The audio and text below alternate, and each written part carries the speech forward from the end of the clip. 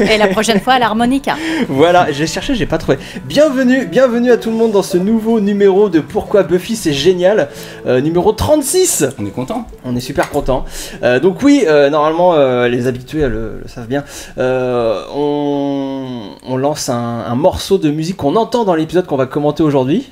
Hélas, dans l'épisode qu'on va commenter aujourd'hui, il n'y avait pas de morceau de musique sympa. Donc je me suis rabattu sur cette version étrange à la guitare du générique de Buffy. Mais ce n'est pas grave, car je suis accompagné de Riley. Salut. Comment ça va, Riley ? Très bien. De Clément. Bonsoir. Clément fidèle au poste. Ouais. Et d'une invitée, Titou Lecoq. Comment ça va, Titou ? Super. Ça va super ? Ouais. Alors pour les gens qui hélas ne te connaissent pas, dommage pour eux, tu es blogueuse, journaliste, auteur de romans et d'essais, mais tu es avant tout fan de Buffy, hein, c'est bien ça. Ah bah tout a commencé par là. Voilà, c'est l'évidence. C'est le début de tout. Très bien. Nous on est super contents de t'avoir avec nous. On va notamment parler de ton dernier livre qui s'appelle Libéré. EES, c'est important de le préciser. Oui. Un livre, voilà. Un livre qui génère des discussions au sein des couples. Ah bon ? Putain de merde. C'est pour ça qu'avec Sartwoman, depuis tout à l'heure. Non, mais non. Je sens une tension. Hein, surtout un livre qui devrait plaire à Buffy, une femme complètement libérée. Si elle avait le temps de lire des bouquins. Parce que, et qui ne veut pas s'occuper de la maison, qui a autre chose à faire que de laver les chaussettes de Angel, par exemple. Ne fait pas ça d'ailleurs. Donc on parlera de ça dans les comics. Notamment après l'épisode. On parlera de quoi d'autre, Riley ? C'est quoi le sommaire ? Alors on va parler de l'argent ce soir. L'argent c'est nul mais c'est indispensable. On peut bien résumer, oui c'est vrai. Non, parce qu'en fait on va parler de l'épisode de Flooded, évidemment la prononciation, c'est-à-dire l'épisode 4 de la saison 6. Et en français la tête sous l'eau. Ouais. Oui, non, mais oui. Mais non, mais ça marche très bien. Pour le coup, c'était une bonne traduction. Oui, tout à fait. Mais comme là, c'est juste un mot et nous, c'est une phrase, voilà. Donc, oui, mais le double sens y est, donc tout va bien. Inondé, donc l'argent, c'est nul, mais indispensable. On va aussi dire être adulte, c'est nul, mais c'est indispensable aussi. Inéluctable. Ouais. On va parler du retour de Tonton Giles qui revient dans cet épisode. Et on découvre aussi le trio dans cet épisode qui sont les grands ennemis, au début en tout cas, de la saison 6 de Buffy. Et Sartman. Oui, on parlera de plein d'autres choses. On parlera On fait les rubriques habituelles. Oui, j'ai pas dit les gros bisous, le sondage. Voilà, on parlera de la maison, beaucoup du foyer, hein, parce que vous allez voir que c'est le personnage principal de cet épisode, la maison. Et on parlera de séries télé en fin d'émission. Un programme formidable. Je vous rappelle, je vous rappelle le principe du podcast. On fait des commentaires audio des épisodes de Buffy que nous regardons en direct pour mieux comprendre. J'adore ce concept. Oui. Parce que Joss Whedon n'a pas fait tous les épisodes en commentaire, donc on a pris la décision de les faire à sa place pour mieux comprendre la série et l'apprécier correctement. À sa juste valeur. Tout à fait. Le podcast existe en MP3 sur iTunes, PodCloud, Podcast Addict et sur tous les sites que vous utilisez pour vos podcasts. Et aussi en vidéo sur Dailymotion et YouTube, mais sans la vidéo. C'est un concept particulier. Rappel, notre blog où il y a tous les liens, c'est pourquoi Buffy c'est génial tout attaché, .wordpress.com. Et vous pouvez même nous retrouver en passant par nos sites partenaires, Slayer Revival et Buffy Angel Show. Est-ce que Clément, tu peux dire bonjour au chat en ASMR ? Visiblement t'es dessus. D'accord. On est obligé de faire ça ? On n'a pas dit bonjour au chat, il y a des gens sur le chat. Je dis bonjour. Bonsoir à tous. C'est insupportable. Nous allons parler de Buffy ce soir. On va tout de suite passer au gros bisous. Timmy's down the bloody well, and if you make me miss it, I'll do what? Lick me to death. This is a time of celebration, so sit still and be quiet. Is everyone here very stoned? I love you, Xander. I'll never leave you. I'm the one who sleeps with you and feeds you, bathes you. Yeah. I see her and raise you a yeah. She bathed you? Nothing can defeat the penis. Donc les gros bisous, moi je fais des gros bisous à Darla Spirit pour son message Twitter, des gros bisous à What Relax and Enjoy, à Maxime, à Guy qui ont communiqué avec nous par Facebook, des gros bisous à Romain, Check et Mélanie pour leurs commentaires YouTube. Je fais un gros bisou personnel à César du podcast On n'est pas trop vieux pour ces conneries, un podcast complètement régressif et nostalgique et donc ultra jouissif, cool. on le sait, dans lequel il revient sur les œuvres qui ont marqué notre jeunesse. Et il y a quelques jours j'ai participé à l'émission sur Jurassic Park Très bon film. On a parlé de cet excellent film, on a dit pourquoi, ça nous avait marqué dans notre jeunesse de cinéphile. Le podcast n'est pas encore en ligne, mais dès qu'il le sera, je vous transmettrai tout ça. Cool. Est-ce que vous avez des gros bisous, messieurs? Gros bisous à Nat qui commente chaque émission sur le site. Et ça, c'est une bonne idée de commenter sur le site aussi en fait. Et en fait, elle nous a découvert il n'y a pas longtemps et elle commente tous les épisodes. Donc c'est cool, un par un. Bravo. Gros bisous à Paloma et à sa sœur Léonie qui a eu un bébé. Hein, c'est des gens qu'on a rencontrés en convention sous vidéo, qui sont fans de Buffy. Un gros bisou. Et qui font des bébés, ouais. On a aussi on a fait un podcast avec Clément sur Battlestar Galactica. Kalisa, faut expliquer aux gens qu'en fait, on fait plus de podcasts sur Buffy, mais on fait des podcasts sur autre chose avec d'autres gens en fait. On a participé à Geek en série, donc une émission sur les séries tout simplement de Faye et James.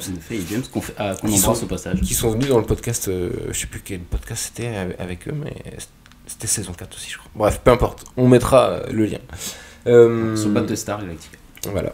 Et sur iTunes, on a eu aussi des notes. Tout à fait. Alors, on va faire un gros bisou à Ninou 312, si je lis bien, voilà, qui trouve ça super intéressant, tout ça. Voilà, un gros bisou aussi. Des gens qui ont mis 5 étoiles.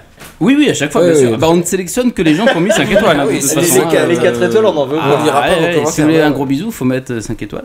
Donc, un gros bisou à Fabrice Forme Limoges. Alors, lui, pour le coup, c'est un spécial gros bisou parce qu'on a rencontré. Il est sur le chat, Fabrice. Il est sur le chat en plus. Bah, gros bisou à Fabrice qu'on a vu à la Comic Con et qui nous a accompagnés, même dans l'installation du matos et tout. Donc, un gros bisou à lui. Un gros bisou à Béjimat et à Le Couturier MXM.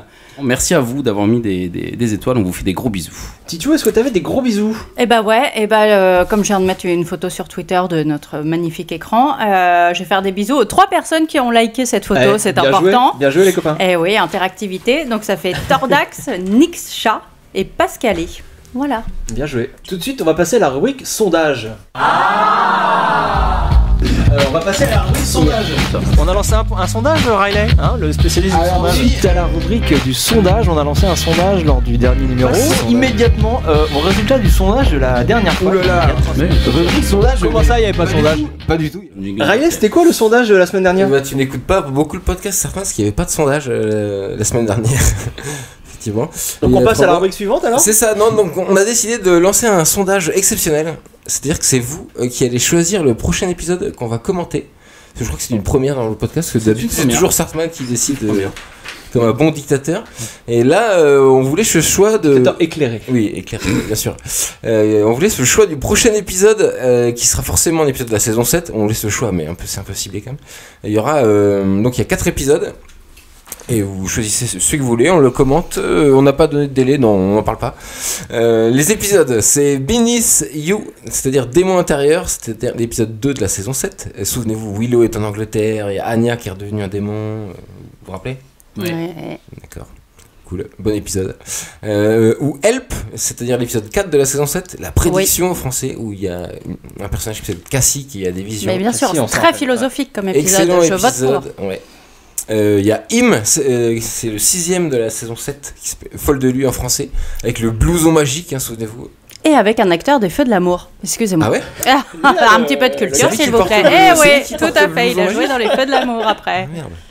Grâce à son blouson, c'est lui qui porte le blouson. À voir donc. Et Showtime, c'est l'épisode 11 de la saison 7.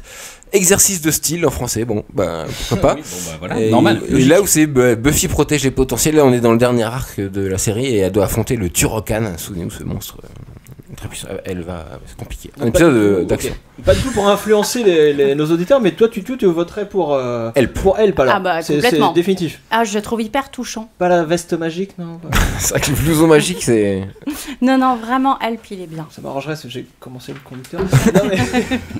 Non mais évidemment, c'est super. Vous allez voter, de toute façon on mettra des sondages Facebook, Twitter, tout ça. Votez évidemment dans les commentaires, votez partout, c'est cool. J'aime beaucoup cette très excellente idée, Riley. Bonne initiative. Faisons voter les auditeurs. Ce sondage pour les joueurs, ils prendront ta place, un Sartman. Voilà.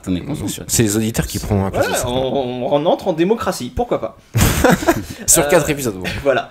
Mais voilà, passons immédiatement à l'épisode du jour. Hein, avant de penser au prochain épisode, passons à celui du jour. C'est tout de suite l'épisode du jour, le jingle. I'm cowboy guy. I am the Dark Lord of Nightmares. Ooh, gang, did you hear that? A bonus day of Class Plus Cordelia. Mixed in a little rectal surgery, and it's my best day ever. Stop touching my magic bone. What do we do if it doesn't work? Kill us both, Spock. I swear, one of these times, you're gonna wake up in a coma. Wake up in a... Oh, never mind.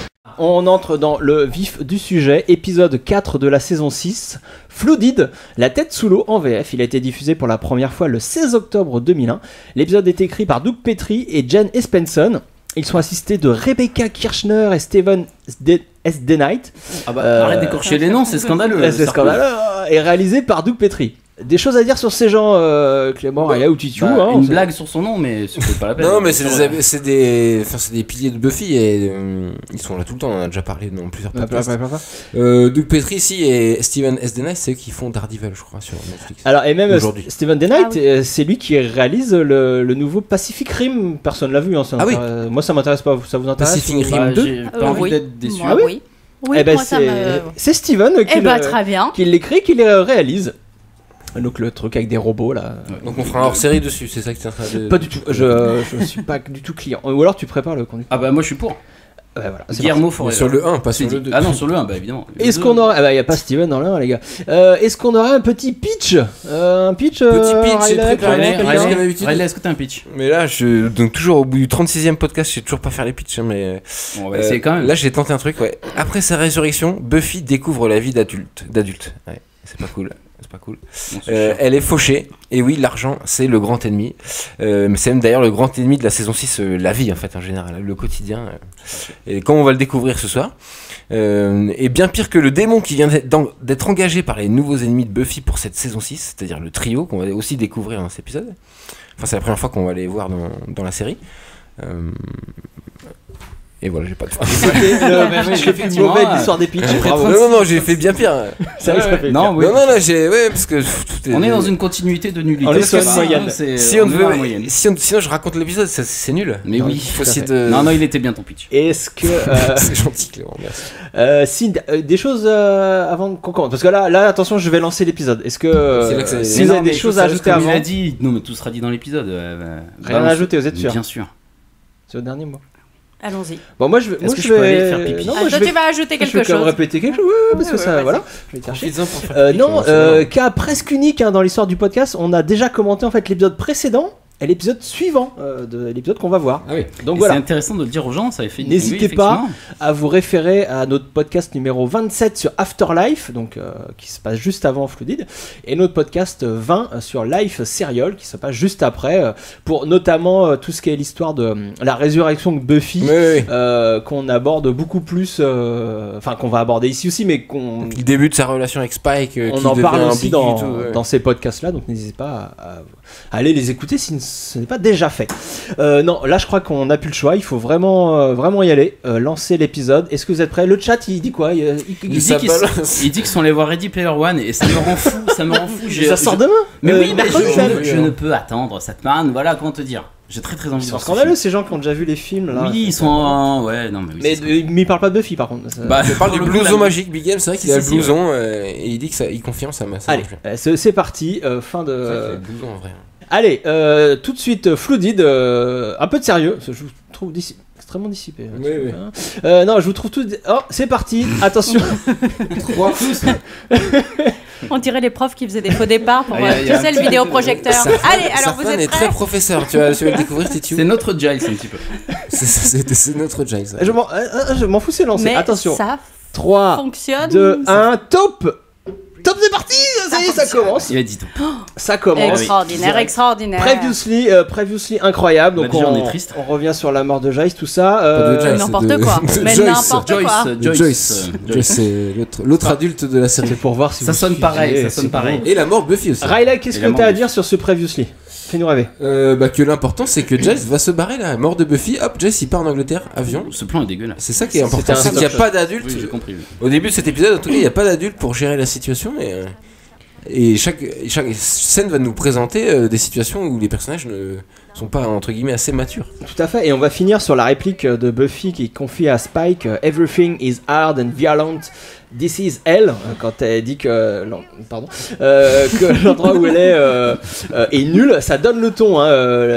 Pareil, je vous renvoie à l'épisode précédent qu'on avait commenté. Buffy, elle était au paradis et ses copains la ramènent sur Terre, c'est-à-dire en enfer. Mais voilà, et surtout, en plus d'être sur Terre, très bien. Son installation est vachement bien. Je vous en prie, commentez. On enchaîne. Et voilà, c'est là qu'elle avoue à Spike qu'elle était au paradis en fait. Voilà, comme ça, c'est une information. Sinon, la chanson, c'est plus tard. C'est pour ça que là, on a cette info. On est les seuls avec Spike. Et elle ressemble un peu à un ange. Quand elle dit ça, elle ressemble à un ange. Et la scène était géniale. Ouais, on avait commenté la lumière et tout. C'est magnifique. Début classique de Buffy. On est dans la cave. La pénombre. Buffy cherche. On est caméra à l'épaule. Oui, remarque. Mais justement, on est sur. Sauf qu'elle ne vadrouille pas au cimetière, mais dans la cave de sa maison. On est sur où il y a le lave-vaisselle, le lave-linge. Et c'est ça, c'est cadré, c'est éclairé, c'est même musicalisé comme une séquence de film d'horreur. Mais en fait, on est devant une banale fuite d'eau. Et Buffy, donc qui est habituée à combattre les vampires armés d'un pieu, là, va combattre une fuite d'eau armée d'une clé à molette. Elle fait même une vanne avant d'affronter le monstre. Et voilà, elle fait tout pareil, dans les mêmes codes. Sauf que voilà, là, on change ensuite d'ambiance avec un changement de musique, un changement d'ambiance sonore et l'arrivée de ce personnage réel. Dawn est maintenant sa petite sœur réelle, humaine. Ça n'est plus une clé magique, ouais. Et elle arrive d'en haut, elle arrive d'en haut, je vous rappelle, la descente aux enfers, tout ça, elle arrive dans la cave, dans le petit enfer personnel de Buffy, qui se transforme en pataugeoire, avec tous les tuyaux qui se pètent en même temps. Super plan. Une scène géniale. Voilà, et donc on voit Buffy rater quelque chose. Voilà, elle échoue. Parce qu'on l'a dit, on le répète régulièrement dans ce podcast, Buffy a des pouvoirs immenses quand il s'agit de combattre les forces du mal, mais quand il s'agit d'être dans le monde réel, le quotidien, de régler les problèmes du quotidien, là elle est perdue, elle n'a pas du tout les capacités qu'il faut. C'est assez compliqué. Donc là on est sur le générique de début. Peut-être préciser une petite anecdote, c'est que cette scène de la cave inondée avait été écrite en fait en saison 4. Ça devait être utilisé pour l'épisode Doomed, le 11e de la saison 4, et ça devait être dans la cave de Xander. On devait avoir une scène drôle entre Spike et Xander et la cave inondée. Une idée recyclée. Et voilà, et ça n'avait pas été gardé. Du coup ça a été recyclé pour cet épisode. Et c'est bien plus fort, mais bien sûr. Excellent. Plus de signification. Un gros bisou à Libra qui nous écoute depuis le Québec. Et j'adore le Québec. Oh, putain, ça va nous coûter cher ou pas? Non, c'est gratuit, c'est internet. La séquence suivante, donc nous sommes dans la cuisine, une séquence de famille, la famille recomposée, pendant que Buffy était morte, il y a Tara et Willow qui ont joué les rôles des mamans de Dawn, et là la mise en scène est intéressante parce qu'on voit que les trois, Willow, Tara et Dawn, sont ensemble autour du plan de travail, et Buffy, et il y a une complicité, elles se font des vannes et tout, et Buffy est seule à fixer le robinet, elle est vraiment en mode trauma complètement. Donc Willow intervient. Donc pareil, ça fait écho à son traumatisme. Elle était morte, je vous rappelle, tout ça. Elle revient dans ce nouveau monde. Elle est un peu perdue, la petite Buffy. Et là, il y a une incartade un peu sexiste. Ouais, les hommes ont fait le boulot. Quoi, on n'est pas habitué à ça. Dans Buffy, donc une maison habitée uniquement par des femmes. Et dès qu'il y a un problème de plomberie, là, il faut faire appel à des hommes. Donc Xander et son pote. Xander, c'est le bricoleur de l'équipe, c'est pour ça. C'est normal. Ouais, mais bon, voilà, c'est un peu Buffy, une tueuse quand même. Willow et Tara, des sorcières super fortes. Et ben dans le monde réel. C'est vrai qu'elles auraient pu faire un sort pour. Non, mais voilà. Non, mais dans le monde réel, hyper machiste et sexiste, ben voilà, elles peuvent rien faire. Elles doivent faire appel à ces mecs et leur donner de l'argent. Alors moi, j'interprète qu'au début, Buffy a tellement de puissance physique qu'en essayant de réparer, elle pète tout. Ah bah oui, moi c'est comme ça que je c'est bien ça. Une deuxième lecture intéressante, en effet. Bah oui, je suis pas d'accord, mais c'est pas grave. Mais il est obligé d'être d'accord, je suis l'invité. Oui. Exactement. Non, ça se tient, puis oui, ça. Plus tard. Ouais, non, mais oui. Voilà. Ça va rejoindre un truc que je vais dire plus tard. Oui. Priorité directe, Buffy a des factures. Et là, il y a eu la facture du plombier. Et là, c'est la catastrophe. Elle est inondée. Hop là, le plan nous l'indique, là, c'est. Il y a tous les peupliers. Ça fait chier. Buffy. Elle est inondée sur de canapé factures, toute seule et tous les autres face à elle, quoi. Encore comme une sorte d'intervention ou. Oui, et puis la réalisation nous le dit encore clairement dans les plans, dans les champs, pardon. Il y a tout le Scooby Gang qui sont dans le même plan, ils sont ensemble, ils sont jamais seuls, isolés. Alors que dans le contre-champ, Buffy, elle est noyée sous les factures, toute petite dans son plan. C'est vraiment une manière aussi de l'exclure du groupe, quoi. Oui, enfin en même temps après on et de faire peser la responsabilité sur elle quoi. Bah, comme d'hab. Oui mais ça change pas d'habitude pour le coup. Attends, elle était morte, elle pouvait pas payer les factures. C'est un peu forcé. Elle aurait pu se démerder, un peu d'effort. En fait ils lui ont caché des trucs sur la maison, ils le savent qu'ils ont plus d'argent. Et c'est là qu'on arrive. Ils lui apprennent des trucs petit à petit. Et on arrive à la métaphore géniale de cet épisode, c'est que cette maison. Excellent plan celui-là, le plan large sur tout le groupe là, c'est génial. Non mais c'est une reprise, une reprise. Cette maison représente la famille de Buffy. Bien sûr. La maison, elle passe son temps à s'effriter, elle doit être en permanence reconstruite, solidifiée, bricolée, enfin voilà, pour tenir debout. Sinon, si on n'en prend pas soin, elle ne tient pas debout. Et c'est une image super forte que va véhiculer tout l'épisode. Buffy doit réparer cette maison pour se refaire une famille, pour refaire partie de la famille, exactement. Rebâtir. Et c'est pas facile parce que ça passe par des trucs, par du très matériel, par de l'argent. Donc là on a Anya. L'idée de génie de Anya qui propose à Buffy de se faire payer pour être une tueuse. Alors ouais, des super-héros qui se font payer, ça n'existe pas. Riley, notre spécialiste comics. Oui mais c'est Anya. Anya il est pragmatique. Pour le coup, Luke Cage c'est un héros Marvel qui se fait payer au début, en tout cas pour Heroes for Hire, qui se fait payer pour faire des trucs, sauf qu'en vrai il sauve que des orphelins qui n'ont pas d'argent. Mais revenons sur Anya. Visiblement Xander est pas du tout d'accord avec l'idée qu'elle se fasse payer. Hein. Il a l'air totalement effondré. Bah en même temps c'est un fan de la série, il sait que non ça peut pas que Buffy se fasse payer. Xander il fait une référence à Spider-Man. Il dit action is reward. C'est une citation du générique de la vieille série animée télé Spider-Man. Je sais pas si vous voyez. Oui. Donc il y avait ça. T'as fait le générique, on voit. Il y avait wealth and fame is ignored, action is reward. Enfin voilà, c'était une référence geek. Hein. On va voir que Xander c'est le geek gentil qui fait des références. Et là, engueulade de couple. Il sait bien. Et là, on les suit dehors. C'est ça qui est spécial. On va les suivre dehors dans l'engueulade, il me semble. Il y a quand même deux trois répliques. C'est la scène suivante, voilà. Pour ceux qui n'ont pas l'image, voilà, c'est Xander et Anya qui viennent de se prendre la tête pour l'histoire d'argent. Tout le monde. Ça, c'est une scène non, sur. Non, pas pour l'argent, parce qu'il a pas pris son parti. Voilà, et puis voilà, ils ont pas la même. Ils ont un secret aussi qu'ils ne révèlent pas aux autres, c'est que ils sont fiancés. Tout à fait. C'est le fil rouge. Là, ça amorce toute l'histoire du mariage de leur saison. Voilà, Anya et Xander qui vont se marier. Bon, c'est un peu tiré par les cheveux, hein, comment on rattrape l'intrigue principale avec leur intrigue à eux. Mais bon, on y va. Donc Xander n'ose pas raconter à leurs amis qui vont se marier. Il a peur de s'engager. Peut-être qu'il a un peu peur aussi. C'est un peu branlant déjà. Tu te dis, le gars, il veut pas l'annoncer. Ça préfigure le Xander quand il y a la trouille. Ça illustre quand même le thème de l'épisode où Xander est pas un adulte. Quoi. En tout cas, il est pas prêt à s'engager. Complètement. Vivement que Tonton Giles revienne, hein, parce que là, ils font n'importe quoi. Ils sont en roue libre. C'est une catastrophe.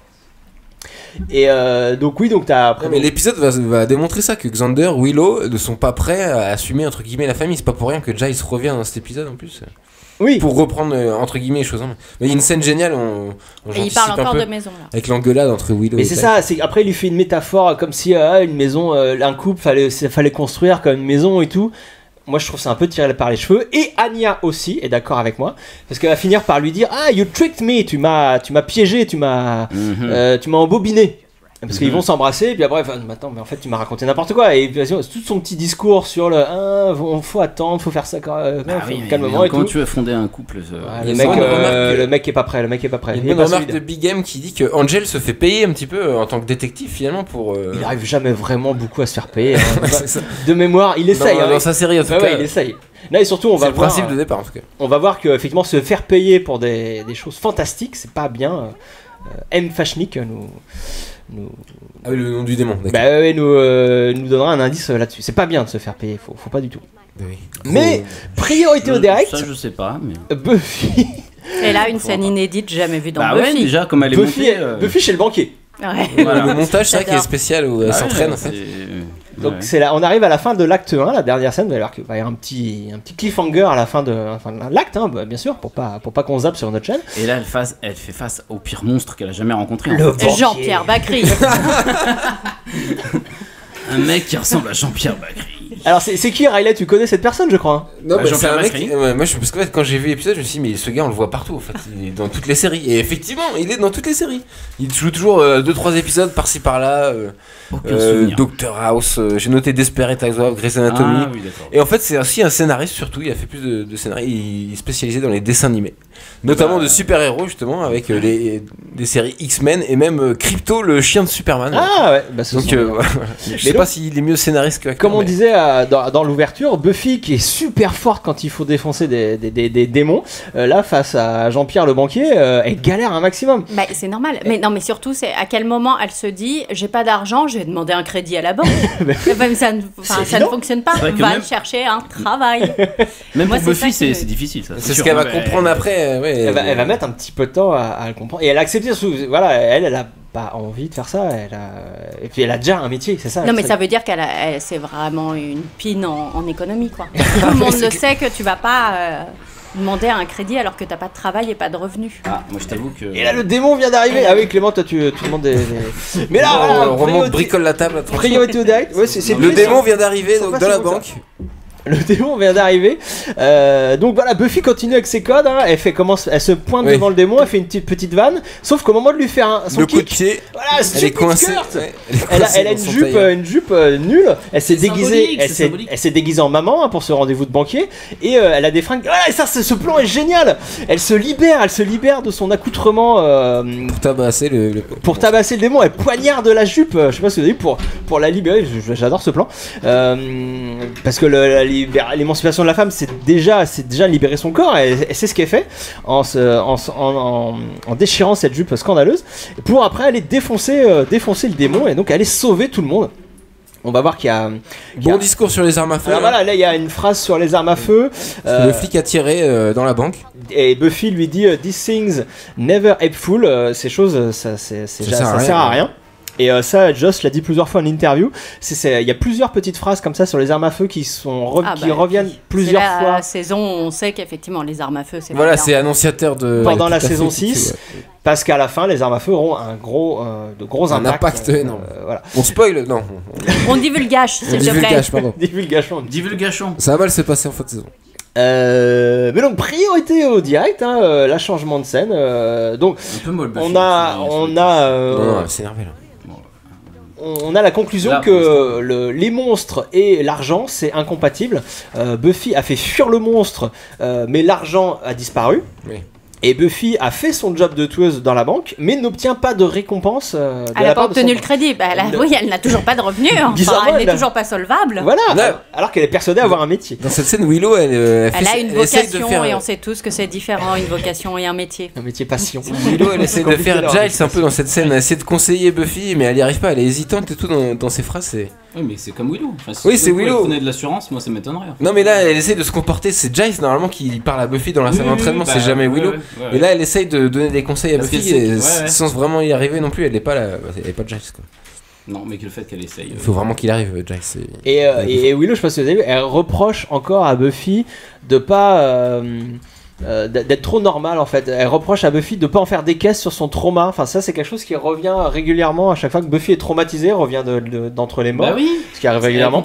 Ses amis lui disent mais dis donc, t'en fais pas des caisses, voilà. Bah oui, c'est très perturbant, c'est vrai. C'est vrai, on a comme si les personnages refusaient de voir leur héroïne grandir. Mais non, mais ils ont raison. Elle cache un truc. Elle leur ment. Alors, elle leur a pas dit. Elle leur ment, mais elle a aussi. Oui, t'as raison. Non, mais c'est ça, c'est pour faire monter la pression. Ils sentent qu'elle cache un truc, ils pensent qu'elle cache son traumatisme absolument terrible, et ils se plantent complètement d'interprétation. Oui. Mais, voilà, c'est ce qui apparaît après. Je crois que c'est l'épisode suivant. Bah, c'est Once More My Feeling quand elle leur explique. Elle leur dit que qu'elle voulait pas être ressuscitée. C'est dans 3 épisodes. Mais oui, c'est ça. Oui, bah Willow a. Je pensais pas que Willow avait. Mais tu veux pas plutôt que ce soit Tichou qui dirige le podcast là parce que. Ouais, ça va, on rigole, Sarkman. J'ai vu le. Oh là là, le silence qu'il y a eu. Ah non, mais t'as vu, ouais. Mais j'ai vu tes yeux, mais.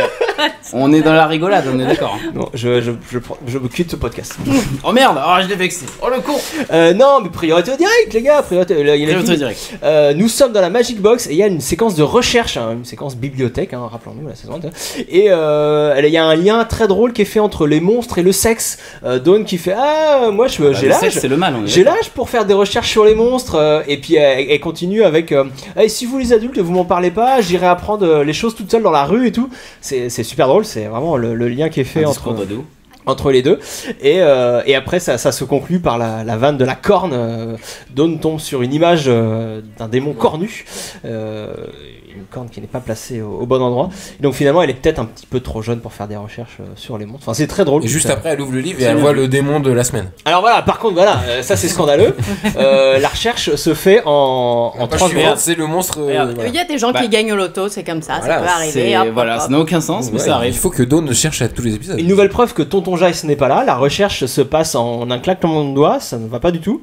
Une recherche ça se fait pas comme ça. Normalement Giles doit passer la nuit dans ses bouquins pour trouver le démon du jour. C'est pour ça que Giles va bientôt arriver. Ouais, j'ai hâte qu'il revienne. Et pendant ce temps-là, donc on a toujours la continuité de l'intrigue sur Xander et Anya, leur mariage. On dirait un peu le monstre du lac noir, un peu aquatique là, la gueule du monstre. Sauf que c'est Fashnik. Donc, oui, non mais voilà, mais on dirait. Il me faisait penser à lui. Voilà, c'est bon. Une coquille. Ok. Ouais.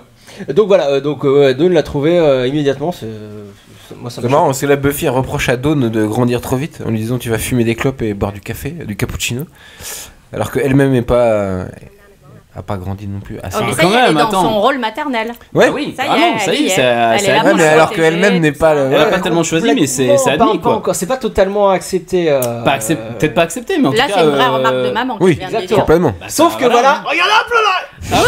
Ça arrive. Et là, à partir de maintenant, elle va décharger tout ça sur Tonton Giles. Rappelons que Giles et Buffy ne se sont pas vus depuis qu'elle est morte. Mais alors du coup, on a peut-être pu choisir un autre plan parce que là, c'est vrai qu'il était. Putain, c'est le retour de Giles, merde, un gros plan, je sais pas. Il y a l'embrassade, il est parti. Il est parti depuis 2 épisodes en même temps, c'est pas non plus. Oui, mais comme tu l'as souligné tout à l'heure, depuis tout à l'heure, son absence, elle se ressent. Voilà, je sais pas, il a peut-être. Non mais bien sûr. Et là c'est un tournant un petit peu parce que là on va voir que Buffy va se décharger de tous ces trucs qui lui tombaient dessus. Matériel. Giles va lui proposer de l'aider en plus. Oui, alors ça va être plus tard, il va même lui filer du pognon. Et voilà, Buffy va se décharger de tout ça parce qu'elle a clairement pas envie de s'occuper de la maison. Là j'ai un trou. Pourquoi est-ce que ça suffit pas ? Le salaire de Giles ne suffit pas à se faire vivre 15 personnes, je ne comprends plus. Non, c'est parce que Giles va comprendre justement dans What's More Feeling, il va dire il faut que je me casse, il faut que je la laisse tranquille. Et il la laisse sans une thune. Voilà, parce que l'erreur qu'il fait, c'est de continuer à jouer le papa, alors que Buffy doit prendre son envol, de devenir avoir une vie de merde comme nous tous, c'est quand même important. Exactement. C'est inéluctable, mais c'est comme ça. On finira tous chez McDo. On y commence. Et donc là il y a une scène, du coup il y a une scène très très mignonne entre Buffy et Giles qui se racontent. Qui fait quoi, plein d'autres scènes qui se passent dans cette salle. Voilà, dans la salle d'entraînement. Alors on peut parler de ce petit Marcel Blanc qui lui va très très bien quand même à Buffy. On peut en parler et dire hyper bien. Que ça lui va super bien. Ça lui va très très bien. Je valide complètement. Je suis une femme, j'ai le droit de le dire, donc c'est bon, ça va. C'est drôle parce qu'à chaque fois c'est les invités qui nous font des remarques sur les costumes. Nous on pense jamais à commenter les costumes. Moi j'y pense souvent. Sauf Clément qui est très sur les costumes. Je souligne effectivement. Et uniquement quand c'est des t-shirts comme ça, ça dépend vraiment du costume. Ouais, bon, c'est un peu vrai. Mais surtout, là c'est très parce que pour le pull de Giles, il n'y a pas grand chose à en dire. Mais non, mais pour le coup, mais tu veux vraiment qu'on s'en là-dedans ou pas? Moi je trouve qu'il est. Voilà, il est sobre.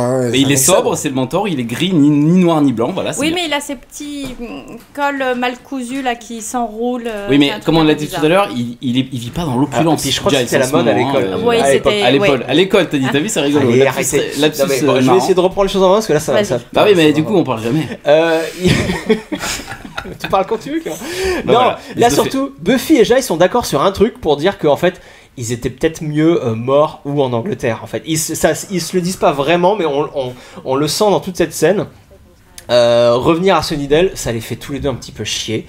C'est vraiment pas marrant. Mais c'est ça être adulte. Et voilà, et Giles se dit, et donc ils sont en train de chercher les mots adéquats pour dire. Elle lui dit demi-mensonge, demi-vérité. Elle lui dit oui, ça a été difficile de me réveiller, maintenant ça va super bien. Et oui, et Giles qui lui dit moi j'ai rencontré même des amis et tout, ça allait. Et de revenir ici, c'est bewildering, déroutant, pour utiliser le mot qu'il emploie. Voilà, c'est.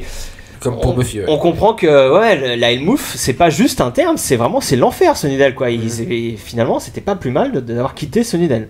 Mais bon, ils ont retrouvé leur.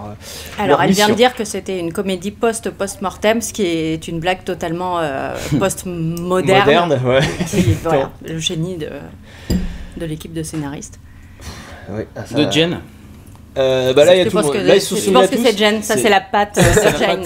Espenson. Et puis, puis on sait que de toute façon, Joss Whedon aussi remettait sa couche à chaque fois. Est-ce qu'on peut faire un gros bisou à Owen? Juste vite fait. Un gros bisou à Owen sur le chat. Owen est sur le chat? Owen sur le chat. Putain, bravo Owen. Là, on a aussi les retrouvailles de Giles. Donc, Giles ne retrouve pas que Buffy, il va retrouver aussi tous les Scooby Gang. Donc Sander, son préféré. Son préféré.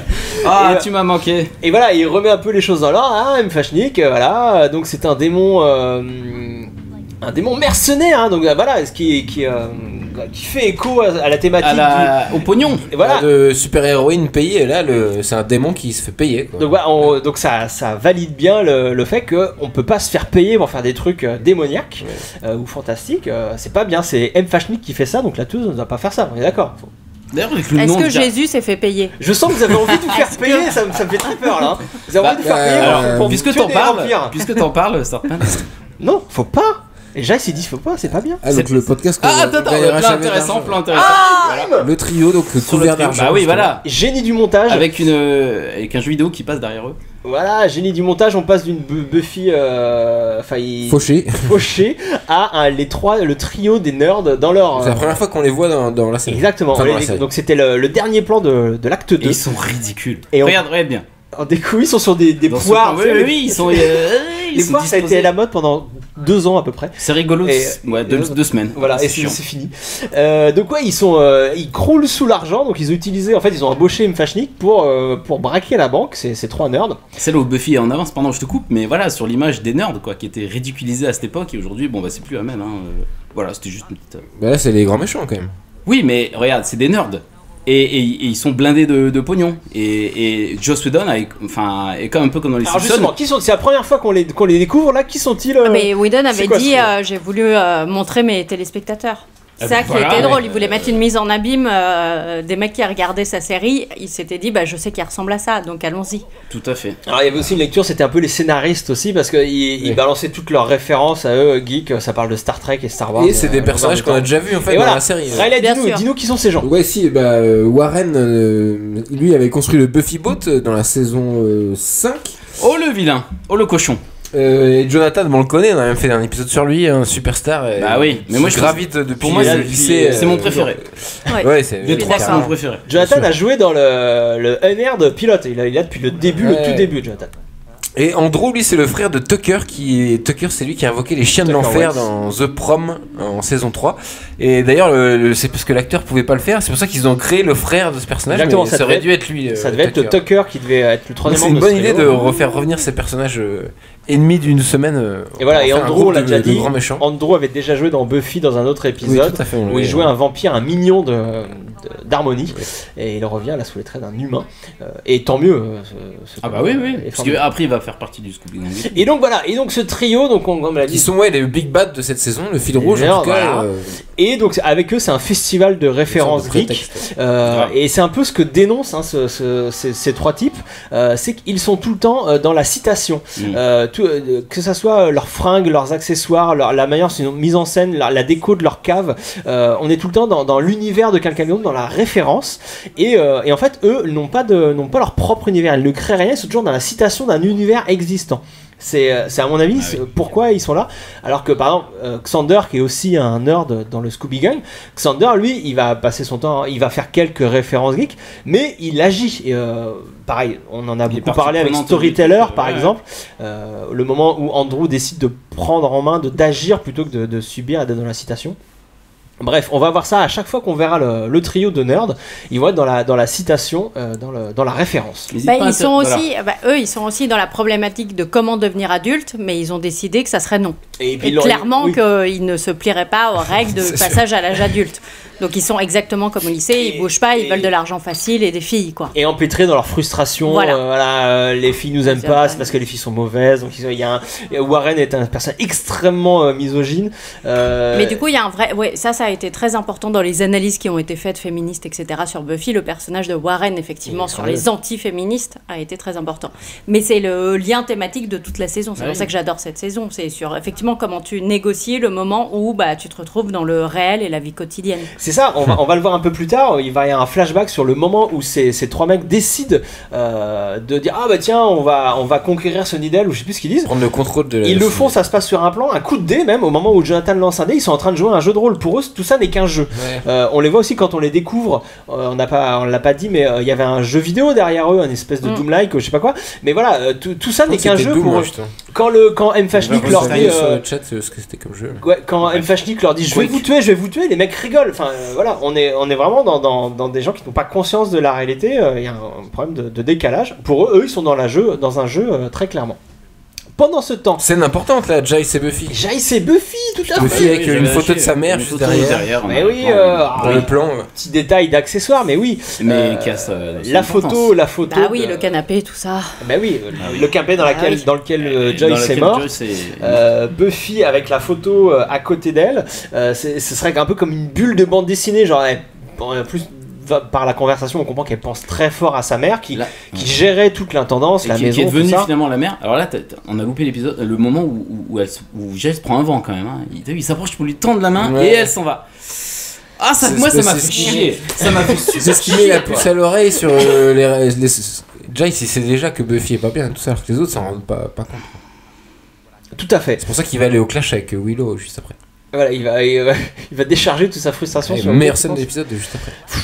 Ça va voilà, c'est la scène du trio. Il y a plein de choses à dire. Dont tu parlais avec le flashback quand ils ont décidé de conquérir la ville. Tout à fait.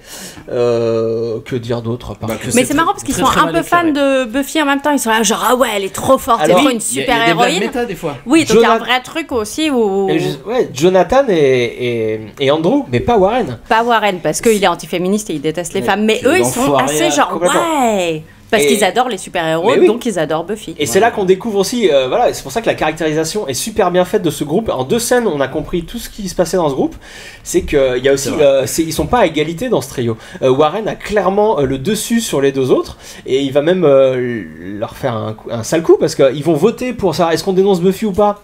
Le vote est très clairement contre ne pas donner l'adresse de Buffy à M. Fashnik, et lui s'en fout et le fait. On parlait en rigolant de dictature et de démocratie. Andrew et Jonathan pensent être en démocratie, à égalité dans ce groupe de 3. Warren, très clairement, lui, c'est le dictateur de groupe. Je suis pas forcément d'accord. Je pense qu'ils ont conscience quand même que c'est quand même lui qui c'est le leader, quoi. Enfin, jusqu'à la fin. Hein. Je sais pas s'il y a eu à un moment ça génère des frustrations d'ailleurs dans le groupe. Et pourquoi c'est toi qui décides tout, machin. Sauf que donc là à ce moment-là ils voulaient pas qu'on envoyer M. Fashnik vers Buffy. Et Warren l'a fait. Pour le coup, ils sont voilà. Mais oui, enfin, il y a très clair, ils sont pas du tout à égalité dans ce groupe. Non, et l'autre les manipule. C'est évident qu'il les manipule. C'est voilà, et ça, voilà. Il mériterait qu'on lui arrache la peau, j'ai envie de dire. En deux scènes, on a tout. Ah voilà, on arrive. Voilà, il faut qu'on soit sérieux sur cette scène. C'est complètement génial. Alors, c'est quand même scène de nuit. Dans la cuisine de Buffy. Ça c'est important quoi. Voilà. On se croise autour du frigo la nuit quand on vient grignoter. Donc entre Giles et Willow et là on a carrément Willow qui raconte donc comment elle a ressuscité Buffy. Elle est trop fière d'elle. Parce que Willow elle commence un peu à prendre la grosse tête et à se la péter. Voilà. On peut le dire. Et on a un parallèle avec la scène précédente avec les nerds qui s'amusent un peu avec le feu. Là on a Willow qui a fait pareil, qui a pris son sort pour ramener Buffy des morts comme un amusement, comme une performance, comme un jeu. Donc Jace lui sort You're a very stupid girl. C'est super pas commun d'entendre ce mot-là dans la bouche de Jace. Là, c'est pas l'observateur qui parle, c'est pas l'anglais éduqué avec un vocabulaire compliqué. C'est l'homme. Non, c'est la fin de la phrase, pardon. C'est un peu ça, c'est un peu le papa. C'est très paternaliste comment il parle à Willow. Tu étais très stupide, c'est scandaleux ce que tu as fait. Et il gronde carrément Willow. Alors qu'elle s'attendait à des louanges peut-être. Oui, tout à fait. Et sauf que Willow, elle se considère plus du tout comme une enfant. Elle est hors de question que cet homme blanc, hétérosexuel d'une cinquantaine d'années, on voit tout ce que représente Jace. On a déjà parlé plein de fois. L'anglais, voilà, colonisateur, tout ça. Sur anglais, c'est très important. C'est hors de question que ce mec lui dicte sa conduite. Elle assume son acte et elle le défend. Donc du coup, grosse tension entre les deux. Et qui préfigure la fin de la saison où il y aura un clash. Et voilà, là on a quand Willow aura basculé. Bah là on a Dark Willow, très clairement Dark Willow. Quand est-ce qu'on le fait celui-là? Qui va lui sortir, qui va sortir à Jace. Maybe it's not such a good idea for you to piss me off. C'est peut-être pas une bonne idée de me casser les couilles en gros. Et voilà, Dark Willow est là. Et cette scène est ultra importante. C'est parce que ce que va dire, voilà. Oh là là, Jax qui se met en colère, c'est incroyable. You wank amateur, arrogant amateur. Ces mots seront ressortis par Willow à la fin de la saison 6, quand Willow et Jace se battront l'un contre l'autre dans la Magic Box. Elle lui ressortira ces mots. Vous voyez le truc, c'est important cette scène, c'est primordial. Elle vient de lui dire je suis très puissante. Voilà. Et ça, s'il y aurait pas un peu une menace qu'on serait pas à moitié étonné. Complètement. Et là, justifié. Et là, tes spectateurs, t'es un peu paumé, quoi, parce que tu dis, Jace, ok, ouais, mais en même temps, Willow, c'est Willow, quoi. Elle a toujours fait les bons choix, on l'adore, y a pas de problème. Donc, qui a raison, quoi. Enfin, il y a vraiment deux philosophies qui se combattent. Mais c'est là où on atteint aussi une complexité dans les rapports entre les personnages qui est juste dingue.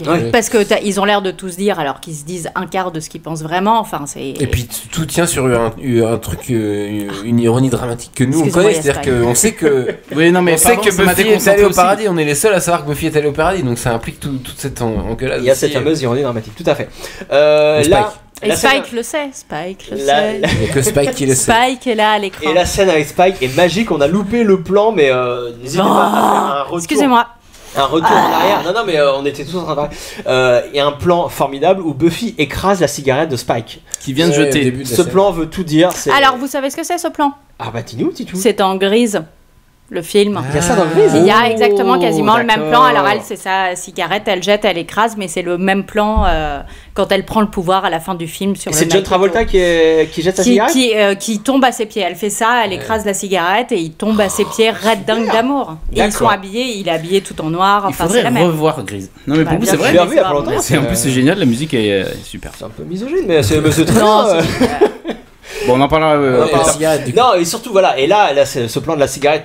Au-delà d'être un hommage à Grise et lourd de sens très clairement, il dit tout ce que parce qu'après il y a des dialogues dans cette scène, mais des dialogues qui n'ont aucun intérêt parce que tout est déjà dit dans cet acte d'écraser la cigarette de Spike et cette tension sexuelle entre eux. Toutes ces scènes c'est récurrent dans tous les premiers épisodes de la saison 6. Spike et Buffy, il y a une tension qui se c'est là que la relation est en train de naître, quoi. Buffy fait partie du monde de Spike maintenant.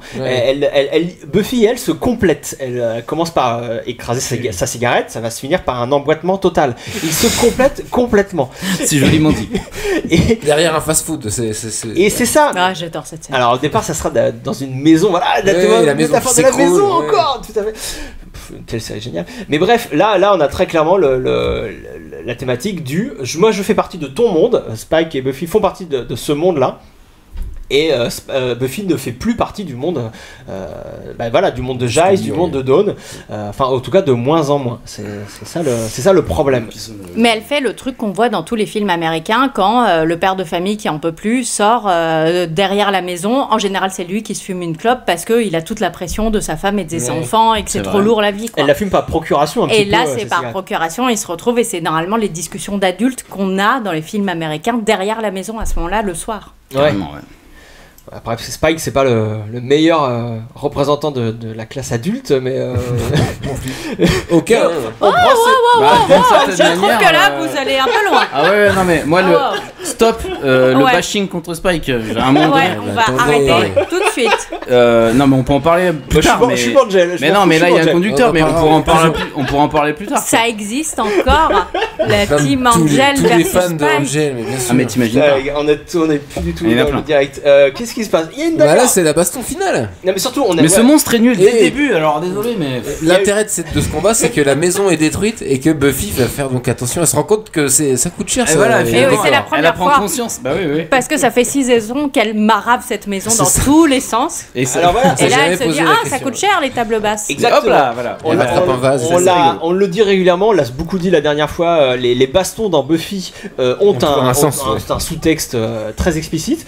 Et là, s'il n'y a pas trop de symboles phalliques, contrairement au dernier épisode, on est surtout sur le matériel. Je suis extrêmement déçu. Le matériel, c'est une baston matérialiste. Ah putain, t'as cassé ma table, tu sais combien ça coûte? Donc Buffy. Et on rejoint le début de l'épisode avec la cave. Va emmener une idée géniale. Une nouvelle fois, emmener le monstre vers son petit enfer à elle, la cave. Et voilà, la créature du lac. Désolé, mais. Bien sûr, non, mais je suis d'accord avec toi. Ça y est. On aurait dû enregistrer ce podcast dans une piscine, Clément, d'après toi, c'est ça? Ah, c'était tellement bien. Dans une cave. Baston dans la cave inondée.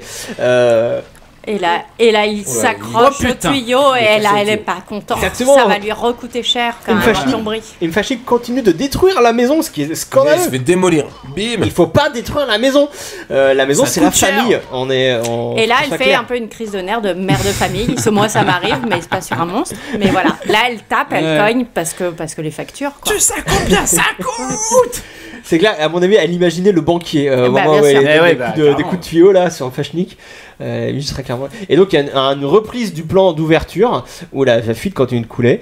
C'est beau d'ailleurs ce plan. Non, mais c'est beau, mais les problèmes ne sont pas réglés. Mais justement, c'est pour ça que c'est beau. Voilà, Buffy a tué le démon. Alors est-ce que on peut s'imaginer, elle a pris conscience de quelque chose? Le problème c'est que non. Et puis surtout, elle prend conscience qu'il va falloir gagner de l'argent. Si, elle a pris conscience. Elle va trouver le boulot après. Elle va se barrer retrouver Angel. Enfin bref. Non mais ça c'est un autre truc.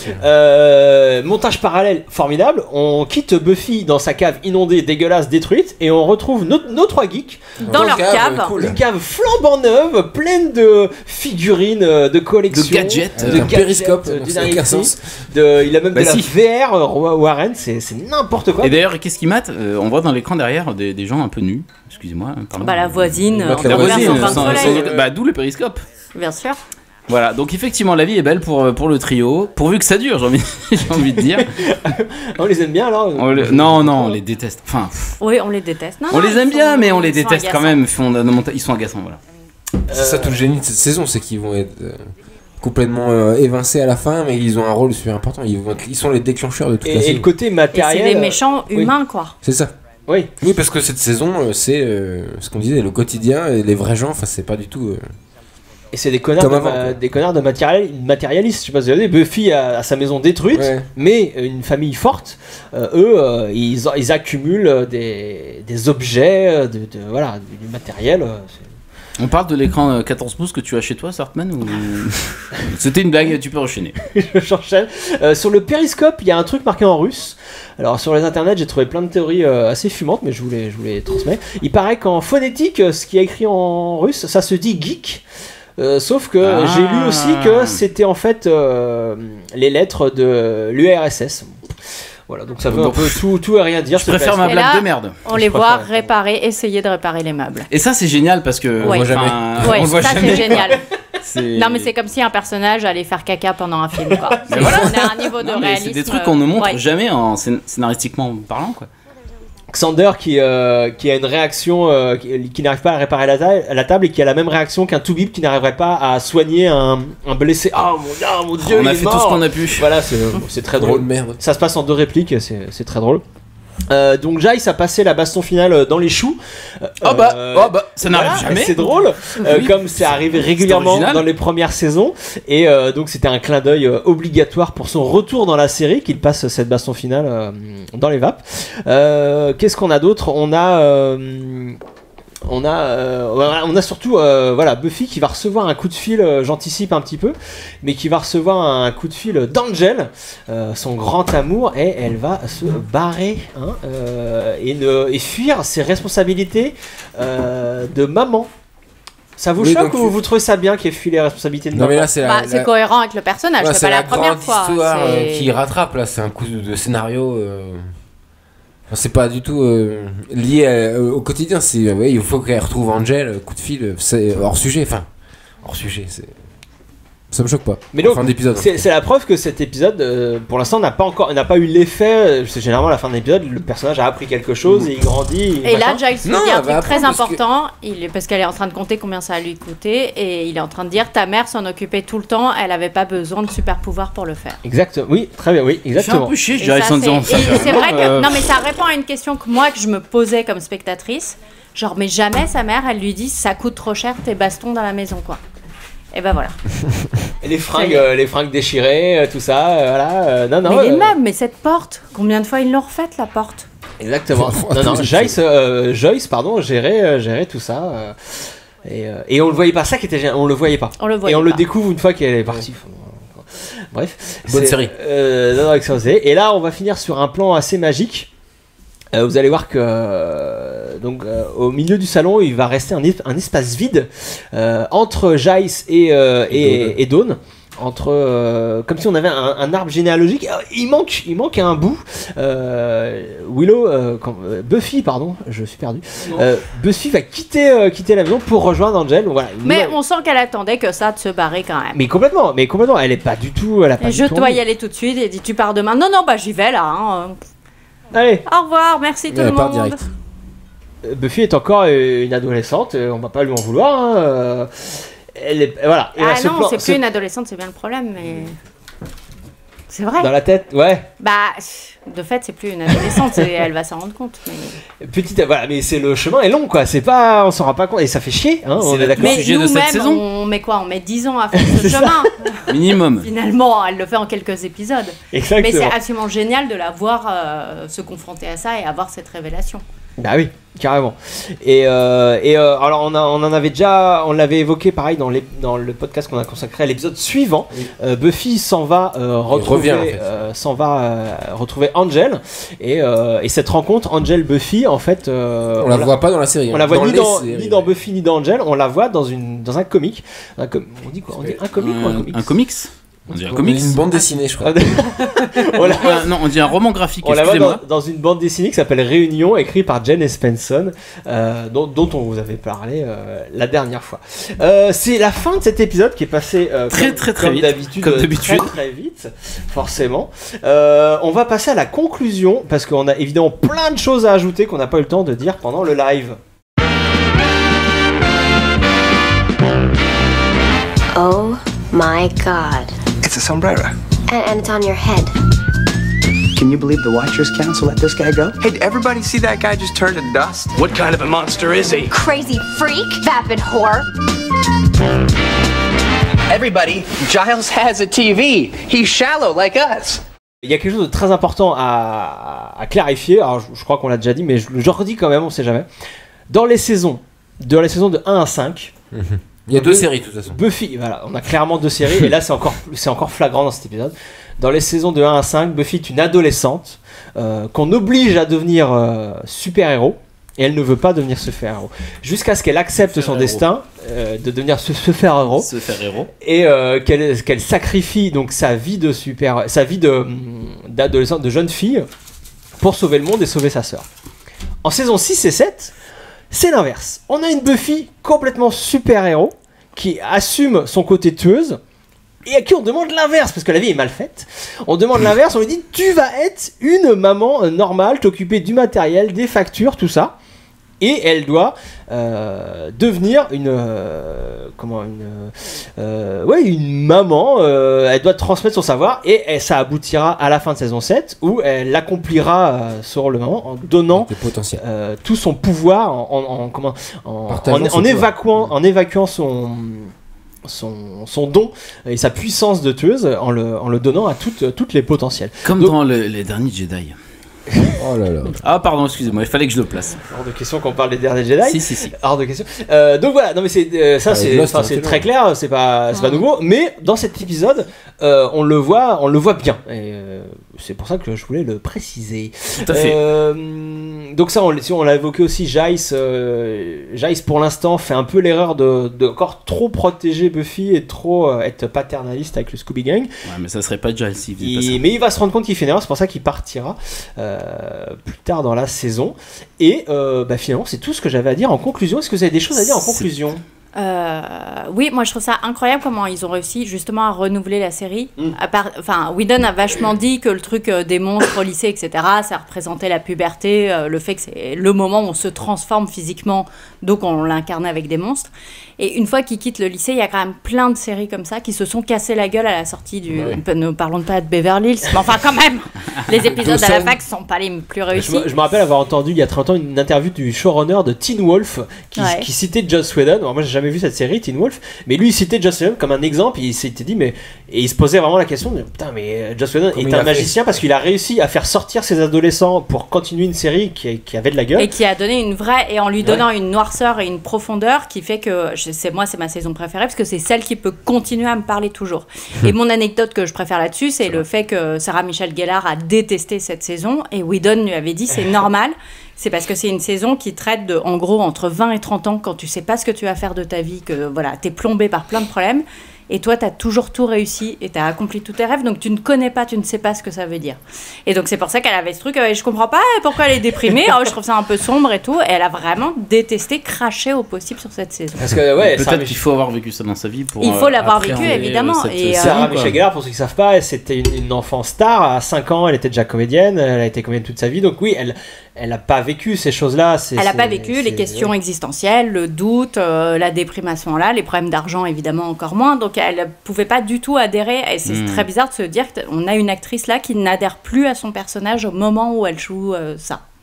Voilà. On en reparlera. Je crois pas que c'est. On va évoquer ton article sur Buffy, on en parlera beaucoup, je pense. Surtout quand tu es au bout de. C'est rare d'avoir une actrice qui en parle au moment de la promo. Ah ouais. Elle l'a dit. Ouais, d'accord. Elle l'a beaucoup dit sur le côté sexuel, ça la dérangeait. La relation avec Spike, ça allait pas. Les problèmes d'argent, elle aimait pas. Enfin, elle trouvait que la série avait perdu sa légèreté. Il y avait quand même moins de manque de langue de bois. Justement, pour parler de Spike et Buffy, juste pour revenir là-dessus, il y a plein de scènes dans ce début de saison où donc on les voit tous les deux et ils se confient parce qu'il n'y a que lui qui sait. Et ça aboutit jusqu'à il y a une scène quasi de viol, je sais plus. Ouais, c'est en fin de saison 6, ouais. Donc clairement, Buffy fait des mauvais choix en se confiant à Spike et tout ça. Et comment ça se fait que cette relation est plus marquante, donc pour les fans de Spike par exemple? Pourquoi cette relation est plus marquante qu'avec les fans d'Angel? Tu veux ouvrir ce débat-là? Bah oui. À 22h20, tu veux ouvrir ce débat-là scandaleux?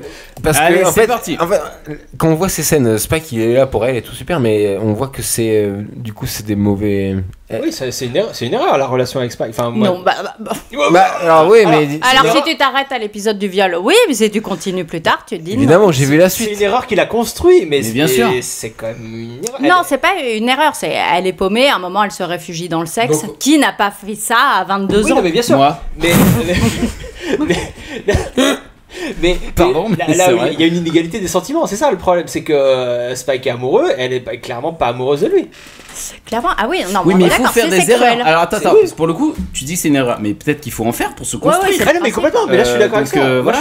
Moi, pour moi, c'est. Enfin, la relation avec Spike, et comme la relation avec Riley, elle doit passer par là pour se rendre compte des choses. Pardon, Titu, attention, Riley. Des choses qui ne marchent pas, elle doit passer par ces choses-là. Ça marche pas. Non, mais du coup, ce qu'on aime dans la relation Buffy-Spike, c'est la fin de leur histoire en fait. C'est que Spike est génial. Non, c'est Spike de leur histoire, c'est de voir. C'est parce qu'ils sont passés, parce qu'on a détesté Spike quand il a essayé de violer Buffy qu'on l'aime en fait. Mais partiellement. Non, je pense qu'il y a un truc qui marche vachement bien. Évidemment, le côté bad boy, mauvais garçon, etc.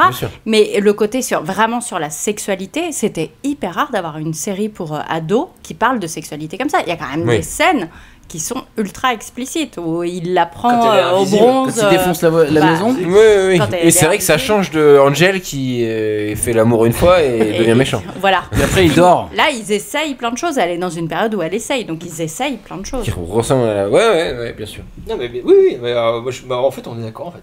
On est d'accord. Enfin, ça dépend. Il y a des teams Angel et des teams Spike. Du coup, on va créer le clivage parmi les fans. La majorité est Spike. Je sais pas. À chaque fois que je pose la question, je suis surpris du nombre de gens qui me disent. On se rend compte.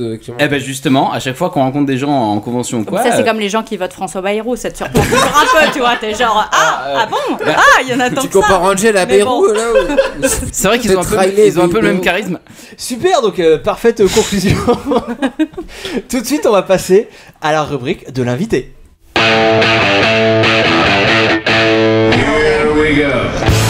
Pourquoi Buffy c'est génial? Mais rien que le nom, c'est le meilleur nom de tous les temps, vous savez ça. Buffy elle est géniale parce qu'elle a des beaux cheveux. Parce qu'il y a des vampires. C'est badass. Eh gros sein, c'est pour ça. Buffy c'est la base de la série télé, c'est la meilleure série télé du monde. Buffy ça me donne du boulot.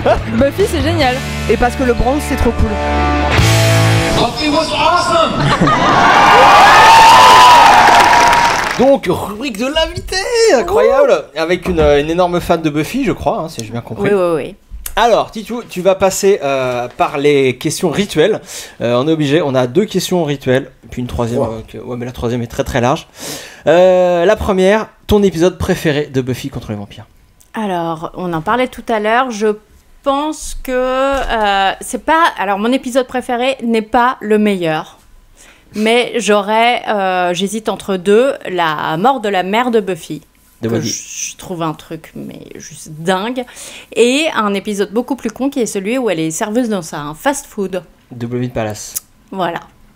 Et j'aime beaucoup celui-là. Mais voilà, je sais que c'est pas si on doit prouver que Buffy est un chef-d'œuvre. Dégueu, mais bien sûr. Mais qui reprend des mythes urbains et tout sur les McDo et compagnie. Enfin bon. On l'a commenté. Mais voilà, c'est pas un chef-d'œuvre, mais j'aime beaucoup celui-là. Il me parle particulièrement. Non, je comprends. Très bonne réponse. Et comment tu as découvert la série Buffy? Raconte tout ça. Alors moi je suis très vieille. Comment j'ai découvert la série? Je me souviens de la première fois où on m'en a parlé. C'était la petite sœur d'un mec avec qui je sortais. Et qui était « Ah non, mais attends, il est 19h40, faut que je remonte chez moi parce que tout à l'heure il y a Buffy. » J'étais « Ok. » Et j'étais un peu genre « Ok, c'est vraiment... » Elle devait avoir 13 ans. Elle avait 13 ans, je pense. Je devais en avoir 16. Et donc j'étais ok, super ton truc. Et après, je me suis retrouvée sans sortir un samedi soir. Je me suis fait larguer par ce mec. Donc j'ai dû me retrouver sans sortir un samedi soir. Et j'ai allumé M6, la trilogie du samedi. Et c'est comme ça que je suis tombée dedans. Et vraiment, je pense au premier épisode. Ouais, dès le début, t'as accroché. Ça a été, mais dingue. Cool. Voilà. Et donc voilà, et la troisième question rituelle, c'est que fait l'invité dans la vie à part regarder Buffy? Alors on va t'aider parce qu'on a fait nos petites recherches. Donc tu es déjà blogueuse, tu tiens le blog Girls and Geek. Alors là je rectifie parce que je sais que les mauvaises langues dont mes amis vont dire oui, enfin en même temps ça fait 6 mois qu'elle a pas blogué, mais... Ah si, en janvier, t'as posté un truc en janvier. Non, peut-être, non je crois pas. Non. Dis oui. Oui, sûrement. Mais je paye le nom de domaine tous les ans. De moins en moins. Mais je le suis dans l'âme. Mais oui. Et tu es journaliste, tu signes différents articles. Moi, j'en ai rien que sur Slate, il y en a 214 apparemment des articles de ta part. Et oui, 214 articles sur Slate, dont un qui va nous intéresser beaucoup. C'est d'ailleurs comme ça que je t'ai connu. Un article sur Buffy que tu as fait pour Slate il y a en 2015, je crois, qui s'appelle J'ai revu l'intégrale de Buffy contre les vampires. Eh oui. J'ai revu, c'est ça le nom de l'article? Enfin, il y a un entre parenthèses. Ouais. C'est cool. Non, bah c'est cool. Non, parce que je trouvais que j'ai revu l'intégrale, j'étais genre, foutez pas ma gueule, quoi. Enfin, non, on va pas dire que c'est la deuxième fois. D'accord, j'ai revu. Donc, article génial que j'encourage tous nos auditeurs à aller lire si c'est pas déjà fait. Je vais en citer carrément un morceau pour expliquer que tu as tout compris à la série, c'est génial. Il y a des œuvres dont on ne se lasse pas. On a l'impression qu'aucune lecture ou vision ne parvient à en épuiser le sens, qu'elles sont animées par un réseau de significations sous-jacents complexes qui s'adressent à nous en particulier. Dans Buffy, les thèmes abordés sont non seulement vastes, grosso modo la vie, la mort, le sexe, le pouvoir, mais en constante évolution, à l'instar de ces personnages qui détournent les archétypes. Voilà, vous pouvez arrêter ce podcast. Je pense que tout est... Exactement, mais c'est sur le chat, ils connaissent déjà tous cet article. Bon, d'accord. Je t'entends regarder. Bon, on passe à autre chose. Hein. Les fans de Buffy lisent tout, c'est clair. Là, j'avais de fond et tout, c'est. Bon, bah, alors, tout le monde adore cet article, on va passer à la suite. Non, pardon. Alors, j'avais fait un autre article bien longtemps avant. Ah oui, c'est ce que tu nous aides avant qu'on commence. Ouais, j'avais fait un article pour Brain Magazine sur. C'était vraiment il y a longtemps, donc la communauté des fans de Buffy n'était pas très clairement identifiée, qui était pourquoi vous pensez tous que Buffy c'est une série de merde. Je crois que c'était grosso modo ça le titre, et pour essayer de convaincre les gens, genre c'est vraiment bien. Le podcast on devrait l'appeler comme ça maintenant. Mais voilà pourquoi Buffy c'était exactement la même idée que votre podcast. D'ailleurs un détail, l'article là pour Slade, c'est toi qui l'avais proposé ou on te l'avait commandé? Ah non, ils auraient pas commandé. Oui, c'est ça. Autant dire qu'ils n'étaient pas extatiques de joie quand j'ai dit au fait mais c'est ça qui est j'ai fou. 24 000 signes sur Buffy contre les vampires. C'est ça qui est fou, c'est que c'est toujours à nous de faire la démarche, de dire aux gens, hey, il y a une série incroyable, faut qu'on en parle, quoi. En fait, ça ne vient toujours pas. Mais je sais pas si, moi j'avais pas l'impression qu'on gagne beaucoup de gens. Enfin, moi je vis avec quelqu'un à qui je parle régulièrement de Buffy qui n'a toujours pas regardé. Donc, je trouve que on a du mal à engranger plus de fans. Je suis d'accord. De temps en temps, on a des messages de gens qui nous disent je ne connaissais pas bien la série, je m'y suis penché, effectivement c'est génial. Enfin, je réduis, hein, mais ça arrive 2-3 fois. À l'échelle de la population française. Ah bah ça, je suis pas sociologue, je peux pas te dire, mais non, mais moi j'y crois encore. Sinon, qu'est-ce qu'on fout là? Mais les gens essaient de le convertir. Non, alors, et surtout dans cet article, donc déjà je fais saison par saison. Tu expliquais saison par saison toutes les lignes, tout ce que explore la série, toutes les thématiques qui explore la série, et tu faisais un truc que moi j'avais jamais vu à cette époque-là. Tu faisais un parallèle fou entre l'évolution des personnages et l'évolution des comédiens, et même de leur relation entre eux au sein de la production. Ça, j'ai trouvé ça magique, le fait que Sarah Michelle Gellar s'éloigne. Des autres interprètes du Scooby Gang. Ce qui est génial, c'est que Joss Whedon s'en sert. Tu es persuadé que Joss Whedon a utilisé ça pour. Il l'a dit en interview. Il l'a dit en interview. Et c'est ça qui est incroyable, c'est-à-dire qu'il a regardé ses acteurs en train d'évoluer et de grandir, et qu'il a modifié ses scénarios pour refléter ça. Et comment Sarah Michelle Gellar, après son mariage avec cet homme c'est vachement éloigné de tout le reste des acteurs, et bah voilà, il s'est dit bah très bien, les saisons suivantes elle va se retrouver un peu seule et les autres sont contre elle. Alors Sarah Michelle Gellar qui avait toujours été un petit peu à l'écart parce qu'elle elle ne faisait jamais de promo, elle ne participait jamais aux soirées. Après les Whedon c'était pas l'amour fou non plus. On a souvent parlé des soirées que Whedon faisait chez lui le dimanche soir. Il n'invitait pas Buffy quoi. Il n'invitait pas Buffy. Elle était vraiment Sarah Michelle. C'était son job et tout, et effectivement plus ça a été, plus alors que les autres se regroupaient entre eux, il y avait la série avait un succès fou et tout, et même tu cites Alison Hannigan, je crois, dans ton article, qui on lui demande ça a commencé quand, et elle dit dès la saison 3 elle a commencé à se détacher. Et finalement, la saison 3, le moment où la série était à son paroxysme, c'est là qu'elle a fait les meilleures audiences. C'est à ce moment-là, elle s'est détachée du truc. Elle s'est peut-être préservée. Moi, je trouve ça très noble comme pour elle, attitude. Pour elle, c'est un métier. Non, ce qui est terrible, c'est de la voir maintenant, parce que évidemment, je la suis sur Twitter, c'est de la voir courir après les autres acteurs et essayer de réactiver la nostalgie Buffy. C'est là où c'est pour vendre autre chose. Pour vendre des gâteaux. Pour continuer d'exister et tout. Bah oui, mais sur le moment. À tous les anniversaires des autres acteurs, elle envoie des messages genre gros bisous, elle recherche désespérément des photos d'archives où ils sont C'est un peu triste ce que tu dis, effectivement. Voilà, effectivement, mais bon, c'est à noter quoi. Et sur ton blog, j'ai vu que tu avais commenté l'article, tu avais dit même avec 32 000 signes, il en faisait 40 000 au début, je suis frustré, j'ai l'impression de ne pas avoir dit la 5e de ce que je voulais, je devrais écrire un livre sur le sujet. Alors ce livre, où en est-il? Moi j'ai hâte de lire un livre de Tutu Lecoq sur Buffy, hein. Non, mais c'est vrai qu'on pourrait faire ça. Non, mais mais après, oui, c'est pas du tout. C'est pas. Je trouve que Whedon a ce pouvoir incroyable. En tout cas, Buffy, je voulais écrire avant Buffy, etc. Mais quand on voit cette œuvre-là, on se dit, mais j'ai tellement. Alors, j'aimerais vivre dans cet univers, mais comme je suis grande, je sais que cet univers n'existe pas. Mais du coup, l'envie de créer un univers qui a la même puissance. Et je trouve qu'il donne envie de créer des choses et d'inventer des règles, un univers narratif, etc. Exactement, comme George Lucas, si je peux me permettre. Non, mais si, je suis désolé. Il y a un truc il a créé un univers, t'as envie de l'exploiter, quoi. Voilà. Non, mais ce qui veut dire que t'es devenu adulte, c'est le moment où tu dis en fait, cet univers, je ne pourrais pas partir en vaisseau spatial vivre là-bas. C'est ce que les derniers Jedi créent finalement. Finalement, merci Riley. Alors donc c'est pour ça qu'il faut qu'on en vienne à tes autres œuvres, tes autres travaux. Tu as écrit des gros livres, des essais et des romans. Tu vas faire peur aux gens. Donc en essai, on a Kata Sutra, la vérité sur la vie sexuelle des filles en 2009. On a ça t'a marqué ce Mais grave, mais déjà le titre est accrocheur. Et non mais oui, je suis très curieux. Il n'est plus trouvable. Ah merde. Voilà, donc, mais donc on peut s'arranger quand même. On a l'encyclopédie de la web culture en 2011.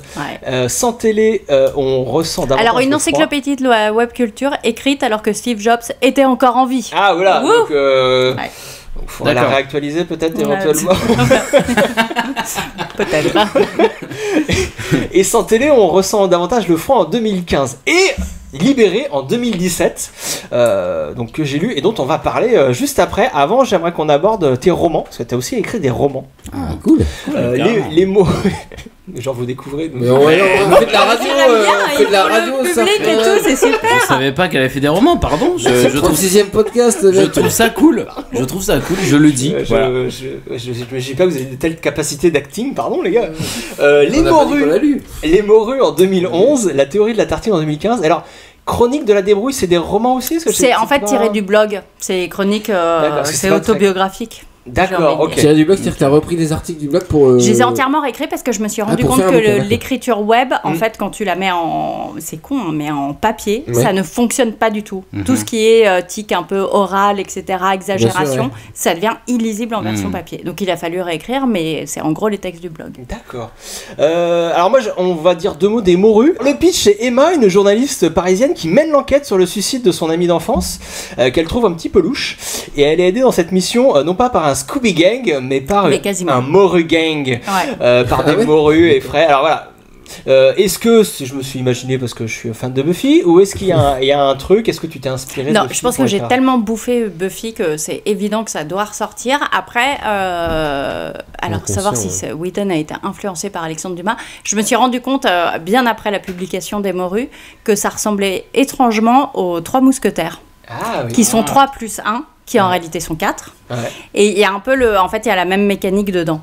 Mais ces histoires de comment les relations entre les gens se nouent, et t'as la même chose en fait en Buffy, tu vois. Il y a un côté effectivement les 3 mousquetaires.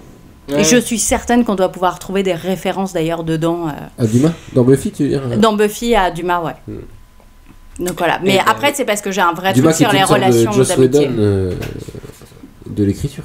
Notre ami César qu'on citait, qui a fait un podcast qui s'appelle Dumas, premier des showrunners. Voilà, mais c'est vrai. C'est totalement vrai. En plus, il dirigeait plusieurs personnes qui écrivaient. Qui écrivaient pour lui. Il y avait. Puis c'était feuilletonnant, feuilletonnant ce qu'il faisait. Il y a carrément un truc. Il y a aussi, alors dans les mots, il y a un truc marrant, c'est qu'il y a une playlist à la fin des chapitres. Il y a des morceaux à écouter pendant qu'on lit. J'imagine que ça faut. Ça c'est peut-être une vraie influence, tu vois, de série télé. Pour le coup, de se dire, mais je peux pas qu'on lance une musique à ce moment-là. Moi, je vais la mettre à la fin. Et alors justement, si tu as envie d'écrire des dialogues, de donner de la musique, est-ce que l'étape d'après, c'est pas d'écrire, peut-être tu l'as déjà fait, écrire un film, écrire des séries? Est-ce que c'est dans tes projets? Alors, j'adorerais écrire une série. Mais je te jure, ça fait des années que je me dis je veux écrire une série, mais sauf que la série que je veux écrire, c'est Buffy et qu'elle a déjà été faite. Non, mais c'est vraiment terrible. Je ferai une autre série, mais ce sera moins bien. Moi, je veux faire celle-là. Donc ça, c'est un vrai problème. Elle va refaire pareil. Après, faire en film, là, je suis vachement moins complexée par rapport au film, donc ça va. Oui, tu peux faire mieux que le film de 92. Je peux faire mieux. Et du coup, oui, je réfléchis à un long métrage, comédie, etc. Enfin, voilà. Cool. Mais après, il faut trouver les producteurs et tout. Bah oui.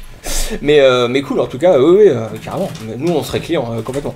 Moi, j'ai des questions sur le roman, du coup, que j'ai pas lu, mais tu travaillais mais passer du journalisme à l'écriture de roman, c'est pas du tout pareil. Alors, c'est l'inverse. Ah, t'avais commencé par des romans, d'accord. J'ai commencé par rien du tout, j'ai commencé par galérer. Et, non, mais oui. Voilà. Et je voulais écrire des romans depuis toute petite. Et quand j'ai ouvert mon blog, où je faisais des sujets qu'on ne traitait pas énormément, et surtout que peu de meufs traitaient à ce moment-là, qui étaient des sujets web, tu vois, vraiment de culture web de base, 4chan et tout ça. Il y a des sites d'infos qui ont commencé à me demander tu connais, tu sais ce que c'est, tu pourrais nous faire un article, enfin bon. Et donc j'ai commencé, mais un peu par hasard, à faire des piges, à faire des articles, etc. Et donc voilà. Mais le titre de journaliste, je l'assume totalement, mais il est entièrement usurpé. Je n'ai pas fait d'école de journalisme, voilà. Tu es devenu sur le je fais ce que j'appelle du journalisme assis, voire couché. Tu vois, t'es en pyjama chez toi, t'as ton ordinateur, tu dis alors... Tu parles de... C'est très personnel, tes articles, c'est pas du journalisme... comment dire tu parles de tout... Tu connais les éthitocrates? Je suis un peu la Éric Zemmour du féminisme. Ah merde. Oh la vache. Alors moi j'ai un avis. Oh la vache. Voilà, donc je donne mon avis. D'accord. Voilà. Et donc le féminisme, il faut qu'on en parle. Excellente transition, tu parce que donc moi j'ai trouvé que dans les morues, on partait d'une intrigue un peu dans l'enquête, tout ça. Voilà. Et ouais, c'est exactement. Il y a même un complot gouvernemental, on sait pas trop, c'est un peu mystérieux ça. Et on arrive à quelque chose sur la fin ça se déploie vers autre chose où tu parles de la société actuelle, la place dans la société, la place des femmes, comment être à l'aise dans ce qu'on fait, comment être à l'aise avec nos actions dans un couple et tout. Et donc on voit très clairement que ce qui t'intéresse beaucoup c'est le féminisme, et tu y as donc consacré un livre entier, donc c'est ton dernier, c'est Libéré EES. Donc si Clément tu veux je sais que tu adores montrer des couvertures. Bah ouais, mais en fait ça sert à rien, il faut mettre le lien absolument. Non mais il y aura des visuels évidemment, il y aura des ah oui voilà, il y a un selfie incroyable mais oui bien sûr, j'ai le t-shirt sur Buffy où tu présentes, c'est ton avatar mais Twitter, j'ai même fait je crois. quand j'ai lancé et quand le bouquin est sorti, j'ai fait un montage photo en disant en gros pour raconter comment j'avais eu l'idée du livre, et ça partait, il y a des images de Buffy dedans, on disait quand j'étais petite, plus tard je m'imaginais comme ça et j'avais mis Buffy, et en fait tu te retrouves à être une des meufs de Desperate Housewives et tu te dis je ratais ma vie. Surtout que j'avais pris la pire Linette. Personne ne veut être Linette dans la vie. On aime bien Linette. Non. On aime bien mais t'as pas envie d'être Linette. On a envie de l'avoir comme maman. Elle a l'air géniale comme maman. Je sais pas si j'ai envie d'être Linette, mais j'aime bien Linette. Voilà, donc comment tu passes de Buffy à Linette, c'est ça. Ça raconte ça, le livre. Donc dans Libéré, c'est ça qui est génial, c'est que donc tu te retrouves à bizarrement dans ton couple à avoir une situation inégalitaire, à être à avoir à ta charge les tâches domestiques. Et donc tu expliques ça dans le livre. Pourquoi on en vient à ça, malgré on est au courant maintenant que les hommes et les femmes sont pareils, sont égaux. On est au courant, les gars. On est au courant. Est-ce qu'on peut répondre directement à la question ou on développe un petit peu? Pourquoi tu as une réponse directe? Ah oui, j'ai une réponse directe. Le mansplaining. Attention. Vas-y. Priorité au direct, Clément. Parce que culturellement. Hop. Ouais. Bah voilà, non mais c'est tout, c'est mon seul argument. Est-ce que c'est le point de départ de quelque chose de Alors, je raconte d'où ça vient, pourquoi est-ce que les femmes ont des normes, ce qu'on appelle des normes ménagères plus élevées en général que les hommes. Ce qui se passe quand tu vis à deux, c'est que celui qui a la norme la plus élevée, en général les femmes, sont plus à cheval sur la propreté et le rangement, même si c'est pas toujours le cas. Du coup, elles se sentent responsables d'imposer à leur conjoint leurs normes à elles. Elles se disent, je vais le faire aussi pour ça. Voilà, je vais le prendre en charge, c'est moi qui vais m'en occuper. Et en fait, il y a tout un passage historique sur l'éducation ménagère, comment ça a été institué par la Troisième République, etc. Il y a des vraies raisons historiques, sociales, politiques, parce que ça avait un objectif politique aussi. Et après, moi, dans mon cas, mais qui peut peut-être parler à certains d'entre vous, le fait de travailler chez moi a clairement été un accélérateur d'inégalité. C'est-à-dire que le moment entre je travaille et je passe l'aspirateur, la frontière est très poreuse. Puis t'es au même endroit, bien sûr. Bah ouais, t'es là, quoi. T'es dispo Et c'est vrai que t'es pas tout le temps en train de travailler. Mais j'en profite, ça, ma femme n'est pas là, donc j'en profite pour le dire. Moi, dans le couple, c'est moi qui est plus à la maison, et effectivement. Regardez, m'entend, je suis grillé. C'est génial. C'est génial. Putain, il parle doucement et tout. Parce que c'est enregistré, mais ça peut être tout entendu. Mais effectivement, non mais pour développer, moi dans notre couple, c'est moi qui est plus souvent à la maison parce que je suis indépendant. Et t'es où? Non mais et effectivement, par ta présence et tout, tu te mets à être obligé à penser à des choses, à te dire il faut faire ci, il faut faire ça, à organiser les choses, alors que la personne qui travaille à plein temps le fait moins. Et c'est pour ça qui travaille à plein temps, qui travaille à l'extérieur. Oui, pardon. Parce que nous travaillons à plein temps. Oui, mais travailler à plein temps veut dire à l'extérieur. Et c'est pour ça. Non, clairement. Et c'est pour ça que tu en viens à un truc génial, c'est que l'émancipation des femmes doit venir par le travail avant tout. C'est la liberté et c'est là que ton œuvre est cohérente, j'ai envie de dire. C'est exactement la démarche que fait Emma, c'est qu'elle veut travailler avant toute chose pour avoir l'égalité, et c'est ce que dit Libéré aussi, et c'est ce qu'on doit dire à tous les gens qui nous écoutent. Le travail aussi permet de libérer les femmes. Ce que Buffy n'a pas encore très bien compris à son stade. Elle n'a pas compris ça. Faut revoir l'épisode pour bien comprendre ça. Non, mais c'est ça, le travail est avoir. En gros, dans les couples, il y a aussi un autre truc, il y a le fait d'être à la maison, mais c'est quand même de manière générale, celui qui gagne le plus d'argent en fait le moins dans la maison. Voilà, j'étais sûr que voilà. Mais voilà, c'est un truc qui se retrouve vachement. Saint-Fouman, elle vient de dire c'est pas vrai. Voilà, c'était évident. Non, mais c'est vrai que c'est sujet à débat. Mais alors voilà, et pour finir sur non, j'ai encore plein de choses à dire sur Libéré, mais bref, est-ce qu'elle l'a lu?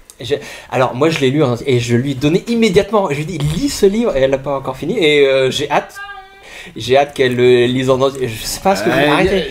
Viens. J'ai hâte qu'elle le lise en entier, qu'on en parle tous les deux, parce que voilà, c'est ça qui est génial. On en parlait tous les deux. Non, plusieurs d'autres petites choses que moi j'ai lues. Voilà. Donc moi voilà, je débute dans le féministe. Je suis un peu un stagiaire. Je suis pas trop au courant de comment on fait tout ça. Et moi j'avais cru... Vas-y, t'avais une blague. Là, t'avais une blague. Moi j'avais cru comprendre qu'il fallait pas dire les hommes sont comme ci, les femmes sont comme ça. J'avais cru comprendre ça. Et dans ton livre, tu fais exactement ça. Alors non. Explique-moi. Ouais. Je pars des statistiques de l'INSEE sur un truc qui s'appelle l'enquête emploi du temps des Français, etc., qui décortique tout l'emploi du temps, comment les Français, hommes, femmes, tout le monde, emploient son temps entre tâches. Alors il y a ce qu'on appelle le travail parental, le travail domestique, le travail professionnel rémunéré, etc. Donc on est obligé, quand on prend un point de vue sociologique, à un moment, on est forcément dans une forme de généralité. D'accord. Il ne s'agit pas de dire que les femmes, biologiquement, par nature, qu'il y a une nature féminine qui est comme ça et une nature masculine qui est comme ça. D'accord. C'est un moment de dire, on sort du cas particulier, on prend du recul et on voit des mouvements de fond dans la société. À l'instant T, voilà. On est comme ça. Et après, c'est très compliqué, les statistiques. C'est ce que j'essaye un peu de montrer dans le livre, c'est que quand on parle de statistiques, les gens ne s'y reconnaissent jamais. Parce qu'évidemment, leur vie, elle est plus compliquée qu'une statistique. Si on leur balance, les femmes font 2/3 des tâches ménagères, ils vont tous dire « C'est pas vrai, la semaine dernière, j'ai fait la lessive ». Oui, mais en fait, si tu prenais un petit stylo et que tu notais tout, tu te rendrais compte que, a priori, tu rentres dans les statistiques aussi. Mais donc, j'essaye surtout de décrypter. C'est pour ça que je pars d'objets, de pourquoi plus de femmes que d'hommes font des listes, pourquoi est-ce qu'il y a plus de femmes que d'hommes qui ont des sacs à main. Voilà, ce que ça dit sur le rapport au monde. Et donc, c'est sur les sacs à main que je parle de Buffy.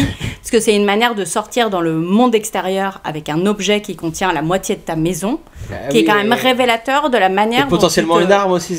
Qui peut être potentiellement une arme, mais ça veut dire que tu te sens en danger et que tu te dis, voilà, il faut que je sois armée pour aller dans le monde. Alors que la plupart des hommes n'ont pas besoin de ça. Ils ont des poches. Pardon, ils ont des poches. Pour le coup, mon sac à dos, c'est une arme. Est-ce que c'est un sac à dos aussi de travail? Parce que moi, ce que je regarde maintenant, c'est qu'il y a des femmes qui ont 2 sacs. Ouais. Elles ont un sac avec l'ordinateur, les trucs de travail, et en plus, elles ont un sac à main. Oui, mais elles ont un rapport au sac qui est différent du mien pour le coup. Enfin, je pense. C'est là où t'es pas sur du biologique, mais effectivement sur du social, culturel, construit, etc. Et qu'est-ce que ça veut dire, quoi?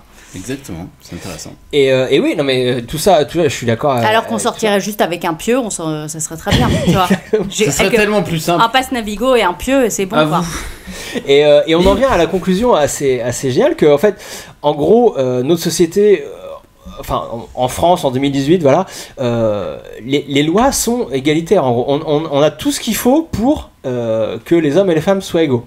Mais les inégalités viennent d'un passé, d'habitudes qu'on a appris, de trucs comme ça à intégrer. On a tout ce qu'il faut, non. Déjà les salaires, enfin. Et donc, oui, mais mais dans la loi, c'est interdit. Il n'y a aucune loi qui dit à un homme de gagner plus d'argent qu'une femme. Mais bien sûr. La loi la plus inégalitaire, c'est le congé paternité. Alors, qui, voilà. pour le coup, est vraiment un truc, il faut une loi, il faut la changer. On sait que ça changera un moment et qu'il y aura un congé paternité beaucoup plus long. Mais c'est vraiment le truc législatif qui n'a pas été... Ça serait pas dommage. Mais aussi, moi, ce que je me rends compte en lisant, c'est pour ça que j'encourage tout le monde à lire ce livre, c'est qu'en fait, maintenant, le travail, il doit venir de nous tous, en fait, au quotidien, de faire que la situation devienne égalitaire. Tu cites un truc, je vais pas citer, mais je vais citer de mémoire. Tu dis, si on n'est pas capable de négocier les tâches ménagères avec son conjoint, avec l'homme qu'on aime, la personne qu'on aime, on sera jamais capable de négocier un salaire respectable avec son patron. En fait, ça vient de là. L'inégalité maintenant, elle est vu qu'elles ne sont plus au niveau des lois et des états, elles viennent de nous. Elles sont intériorisées. Voilà, et c'est à nous maintenant de faire l'effort. Donc c'est pour ça que j'en viens à ma conclusion. Il faut absolument que tout le monde lise Libéré. On est d'accord Mais bien sûr, mais évidemment, excellente conclusion, on est d'accord.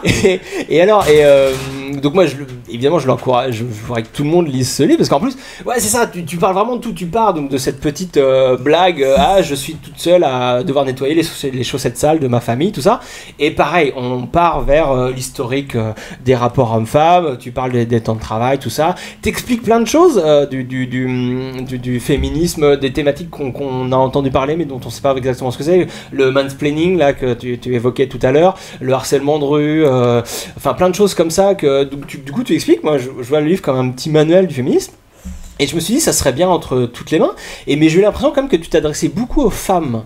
Est-ce que c'est plus adressé aux femmes ou aux hommes alors ce livre?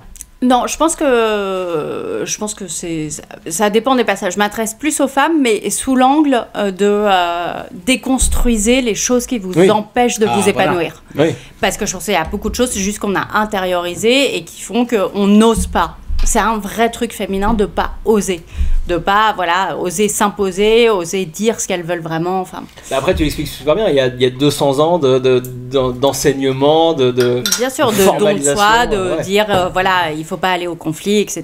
Le conflit c'est masculin, c'est mal perçu de la part d'une femme, voilà. Mais c'est pour ça que je parle beaucoup aux femmes parce que je suis sous l'angle réfléchissez à votre vie quotidienne, regardez comment ça se passe et qu'est-ce que vous pouvez changer.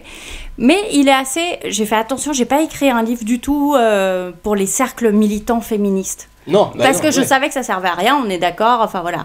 Donc j'ai essayé de l'ouvrir au maximum à toutes les catégories, y compris des gens qui sont a priori pas du tout sensibles à ce genre de questions, et aux hommes, aux femmes, à tout le monde. Et je dis même au début que je m'excuse parce que j'ai pas les statistiques sur les couples homo. Parce que c'est interdit en France, donc on n'a que les statistiques de répartition des tâches ménagères chez les couples hétéros. Ouais. C'est-à-dire ? Tu sais, on est contre les statistiques ethniques et donc aussi, tu fais pas déclarer aux gens quand ils remplissent un truc, donc vous êtes dans un couple homosexuel, machin, et votre répartition, c'est ça, enfin, on n'a pas le droit. Mais c'est hyper déstabilisant, c'est pas normal. Donc c'est un truc de culture française, comme tu fais pas remplir, genre vous êtes plus ou moins noir, plus ou moins arabe, plus ou moins, tu vois. 70% à peu près. Donc du coup, j'avais pas les données pour traiter ça, donc ça resterait, couple hétéro, machin. Mais voilà, je voulais que ce soit ouvert au maximum et abordable. Et voilà, il y a des blagues, c'est rigolo. Alors, mais c'est drôle, c'est ce que je voulais dire. Je voulais dire aussi, c'est que c'est un essai en fait. Tout ce que tu écris, c'est un essai, mais c'est drôle. Et tout ce que tu écris et tout est très drôle. Enfin voilà, je encourage tout le monde à aller lire rien que ton blog ou tes articles. Enfin, c'est drôle et donc ça marche. Donc c'est pour ça que. Oui, on sent en second degré dans tes articles quand même, une espèce de distance, tu vois, un peu caustique. En tout cas, voilà, nous on conseille. Je pense qu'on a été très clair là-dessus. On conseille 1000 fois ce. Ah si, une dernière chose dans le livre. Donc tu as dû l'écrire il y a un petit moment, tu parles de l'affaire Denis Baupin qui aurait ouvert un peu, libéré un peu la parole des femmes. J'imagine que là maintenant avec l'affaire Weinstein et MeToo et tout, ça libère encore plus, non? Oui, alors c'est pour ça que je parle de... je pense qu'on est depuis en gros l'affaire DSK en fait, où on s'est réintéressé aux questions féministes. Il y a un mouvement de fond qui monte, avec des dates marquantes, DSK, Baupin et là Weinstein. Mais alors je vais te dire un truc absolument terrible. Dans le MeToo, toutes les filles autour de vous qui ont posté des statuts pour dire machin, MeToo, moi aussi un jour dans le bus il m'est arrivé ça, etc. Aucune n'a raconté le pire. Aucune, et pour en avoir parlé entre femmes, évidemment. Voilà. Donc autant dire que la Libération, elles ont raconté ce qui restait socialement acceptable. Ah ouais. Et après, il y a un beau pain. Ce qui s'est passé, c'est qu'il y a eu plein de blogs collaboratifs qui sont ouverts à ce moment-là, Chère Avocate, etc., mais qui étaient anonymes. Donc, où elle racontait, voilà, on m'a fait telle réflexion, il m'est arrivé tel truc au travail, etc. C'était anonyme. MeToo, on franchit une barrière parce qu'on le fait en son nom propre sur Internet. Donc voilà. Mais tu te livres pas complètement parce que ça reste très soft ce qui a été raconté. Je pense que voilà, ça va continuer et qu'à un moment on va se rendre compte, notamment sur les violences sexuelles, de l'ampleur du truc et qu'on n'y est pas encore. Ouais. Ah ouais, tu penses que ça va s'amplifier ça va mettre du temps, mais voilà, en tout cas on n'y est pas. La libération de la parole, elle commence et elle est encore, elle est difficile, c'est normal. On verra. Buffy nous a montré la voie. Exactement. Are you ready to be strong? Et voilà, et c'est pas facile, la vie c'est nul, mais c'est tellement précurseur. Ça débat sur le ce qu'elle dit, son discours. J'imagine, putain, est juste incroyable. On aurait pu prendre ces séquences-là et les balancer après l'affaire Weinstein, c'était parfait, c'était nickel. C'est vrai. Quelle bonne série. Quelle très très bonne série. Toujours en avance sur son temps. On ne dira jamais assez. Mais pour le coup, Buffy a anticipé l'affaire, quoi. On passe à la rubrique suivante, messieurs, dames. Allons-y. Allez. Alors tout de suite, la rubrique si tu aimes Buffy, tu vas aimer ça. You're English, right? Yeah. I've seen every episode of Doctor Who. For God's sakes, Andrew, you've been in here for 30 minutes. What are you doing? Entertaining and educating. Well, why can't you just masturbate like the rest of us? Si t'aimes Buffy, tu vas aimer ça. Moi, je vous parle d'une série française qui s'appelle 3 fois Manon. Donc 3x Manon. Une série française. Si t'es sûr de toi, ça. Oui, exactement. Une série qui a été diffusée sur Arte, une mini-série. Marina Foïs. Une mini-série de 2013 de Jean-Xavier Delestrade, dans laquelle on retrouve dans un second rôle Marina Foïs, et surtout une très grande actrice, une jeune actrice. On l'a vu. On l'a vu dans quoi? Dans le Bureau des légendes. Ah voilà, c'est là que merci. Voilà. Donc cette actrice incroyable qui s'appelle Alba Gaia Belugi. Donc effectivement, moi j'avais découvert dans le Bureau des légendes, qui jouait la fille de Mathieu Kassovitz. Elle avait joué avant dans cette série incroyable qui s'appelle 3 fois Manon. Donc j'ai dit série de Arte. Donc mini-série, donc 3 fois 52 minutes. Donc ça se regarde super rapidement. Le pitch, c'est une ado qui a des problèmes de comportement, de violence un petit peu, qui est envoyée dans un centre pour jeunes délinquants. Et donc on va la suivre dans ce centre, elle va rencontrer des éducateurs, mais aussi d'autres pensionnaires du centre. Et en gros, je ne veux pas rentrer dans les détails de l'intrigue, mais en gros Manon, cette adolescente qui apparaît comme complètement inadaptée au monde qui l'entoure, va petit à petit trouver sa place. Il y a des vampires ou pas?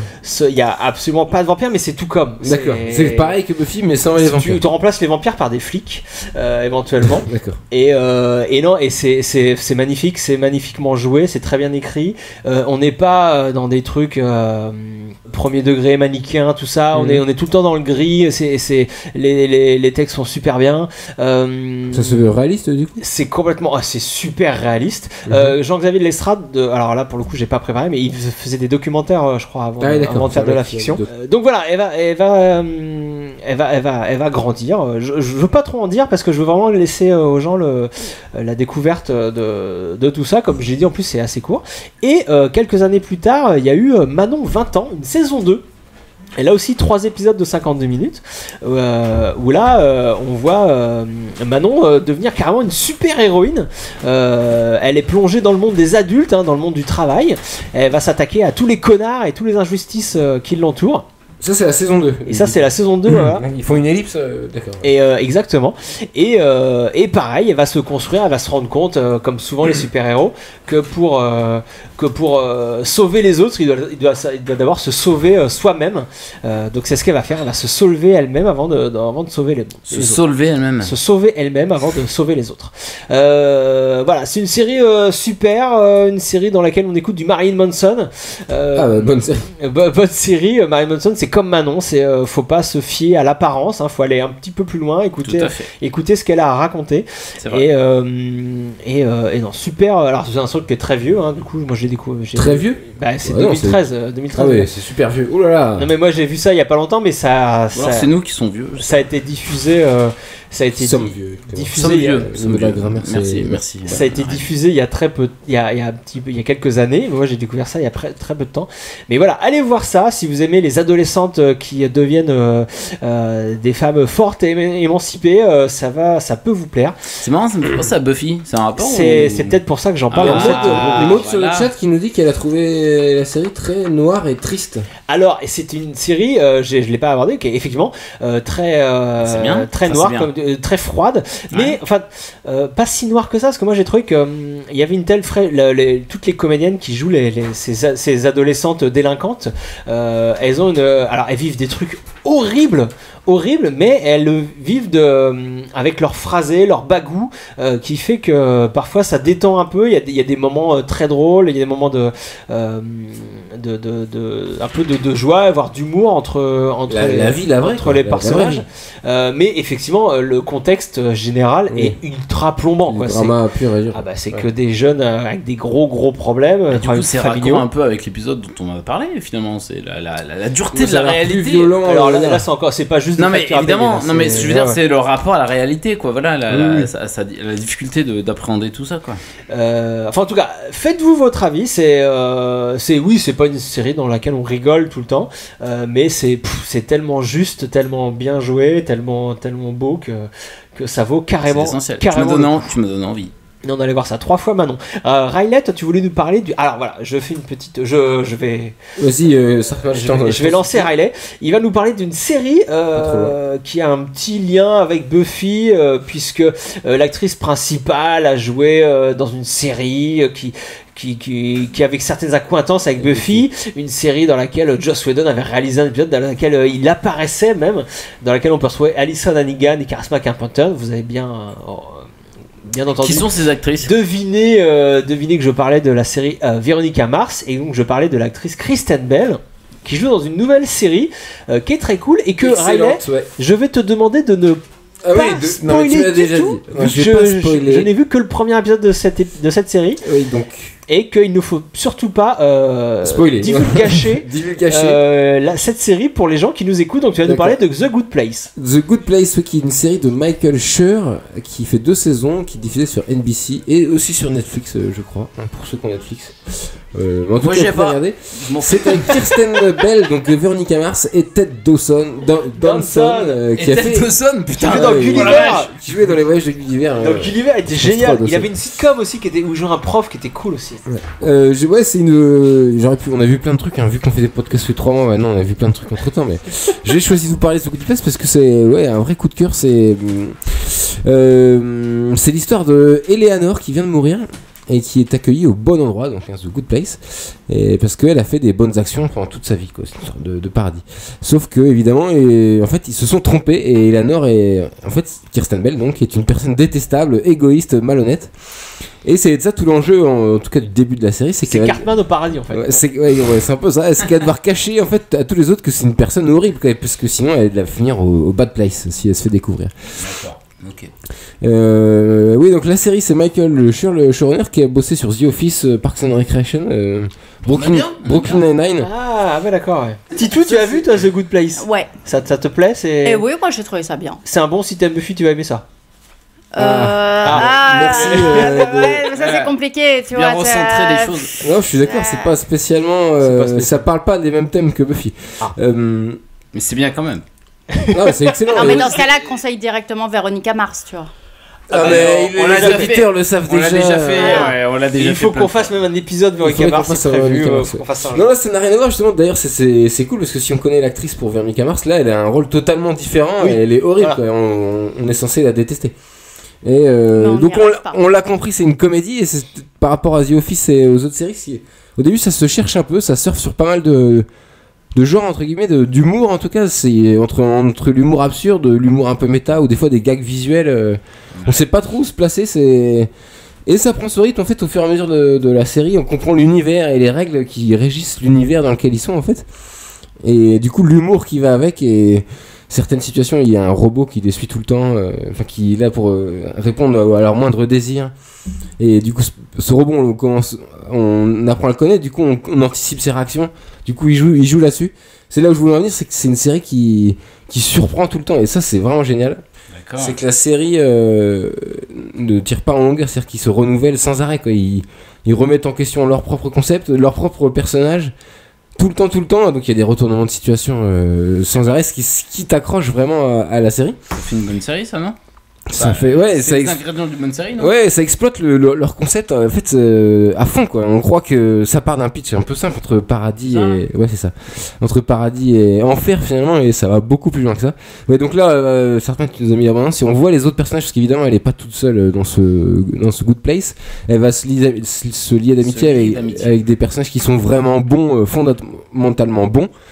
Et qui vont lui apprendre en fait à devenir quelqu'un de meilleur, ce qui est pas gagné. Il y a 2 saisons, c'est ça, Riley? Oui, ça je sais pas si on l'a dit, il y a 26 épisodes, il y a 2 saisons. Et dès là, c'est ce que je disais tout à l'heure, c'est que on n'attend pas 10 saisons pour qu'il se passe des trucs, ça arrive tout le temps. Et c'est pas aussi moralisateur, on pourrait croire que c'est un peu moralisateur, enfin au moins le pitch de départ. Ça donne envie de prier Jésus ou pas? Ça donne pas du tout envie de prier Jésus, non, c'est une série qui questionne plutôt l'existence, la moralité en soi, qu'est-ce que la vraie morale, enfin c'est pas, peu importe ce qui est bien ou noir, c'est en soi, qu'est-ce que c'est d'être vivant tout simplement, et qu'est-ce que c'est de l'existence.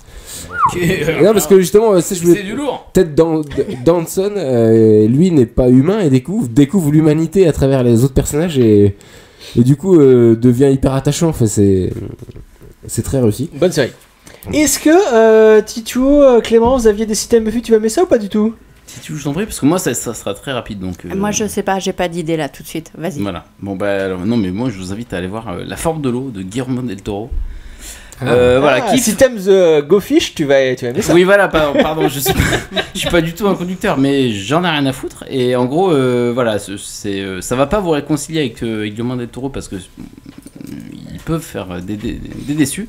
Mais c'est un superbe film magnifique sur l'amour du cinéma ou l'amour tout court, tout simplement, voilà, qui nous englobe. J'ai mis un visuel avec de l'eau, hein, tu vois. Et ben alors voilà, non mais c'est pour ça tout à l'heure, je me suis retenu d'en parler, mais bah oui, ça m'a fait penser, voilà, forcément. Donc le film de Guillermo del Toro dans lequel un monstre aquatique tombe amoureux d'une humaine, c'est ça en gros le pitch. D'une humaine et un peu plus que ça. Bref, Guillermo del Toro, Oscar donc. Merci. Voilà.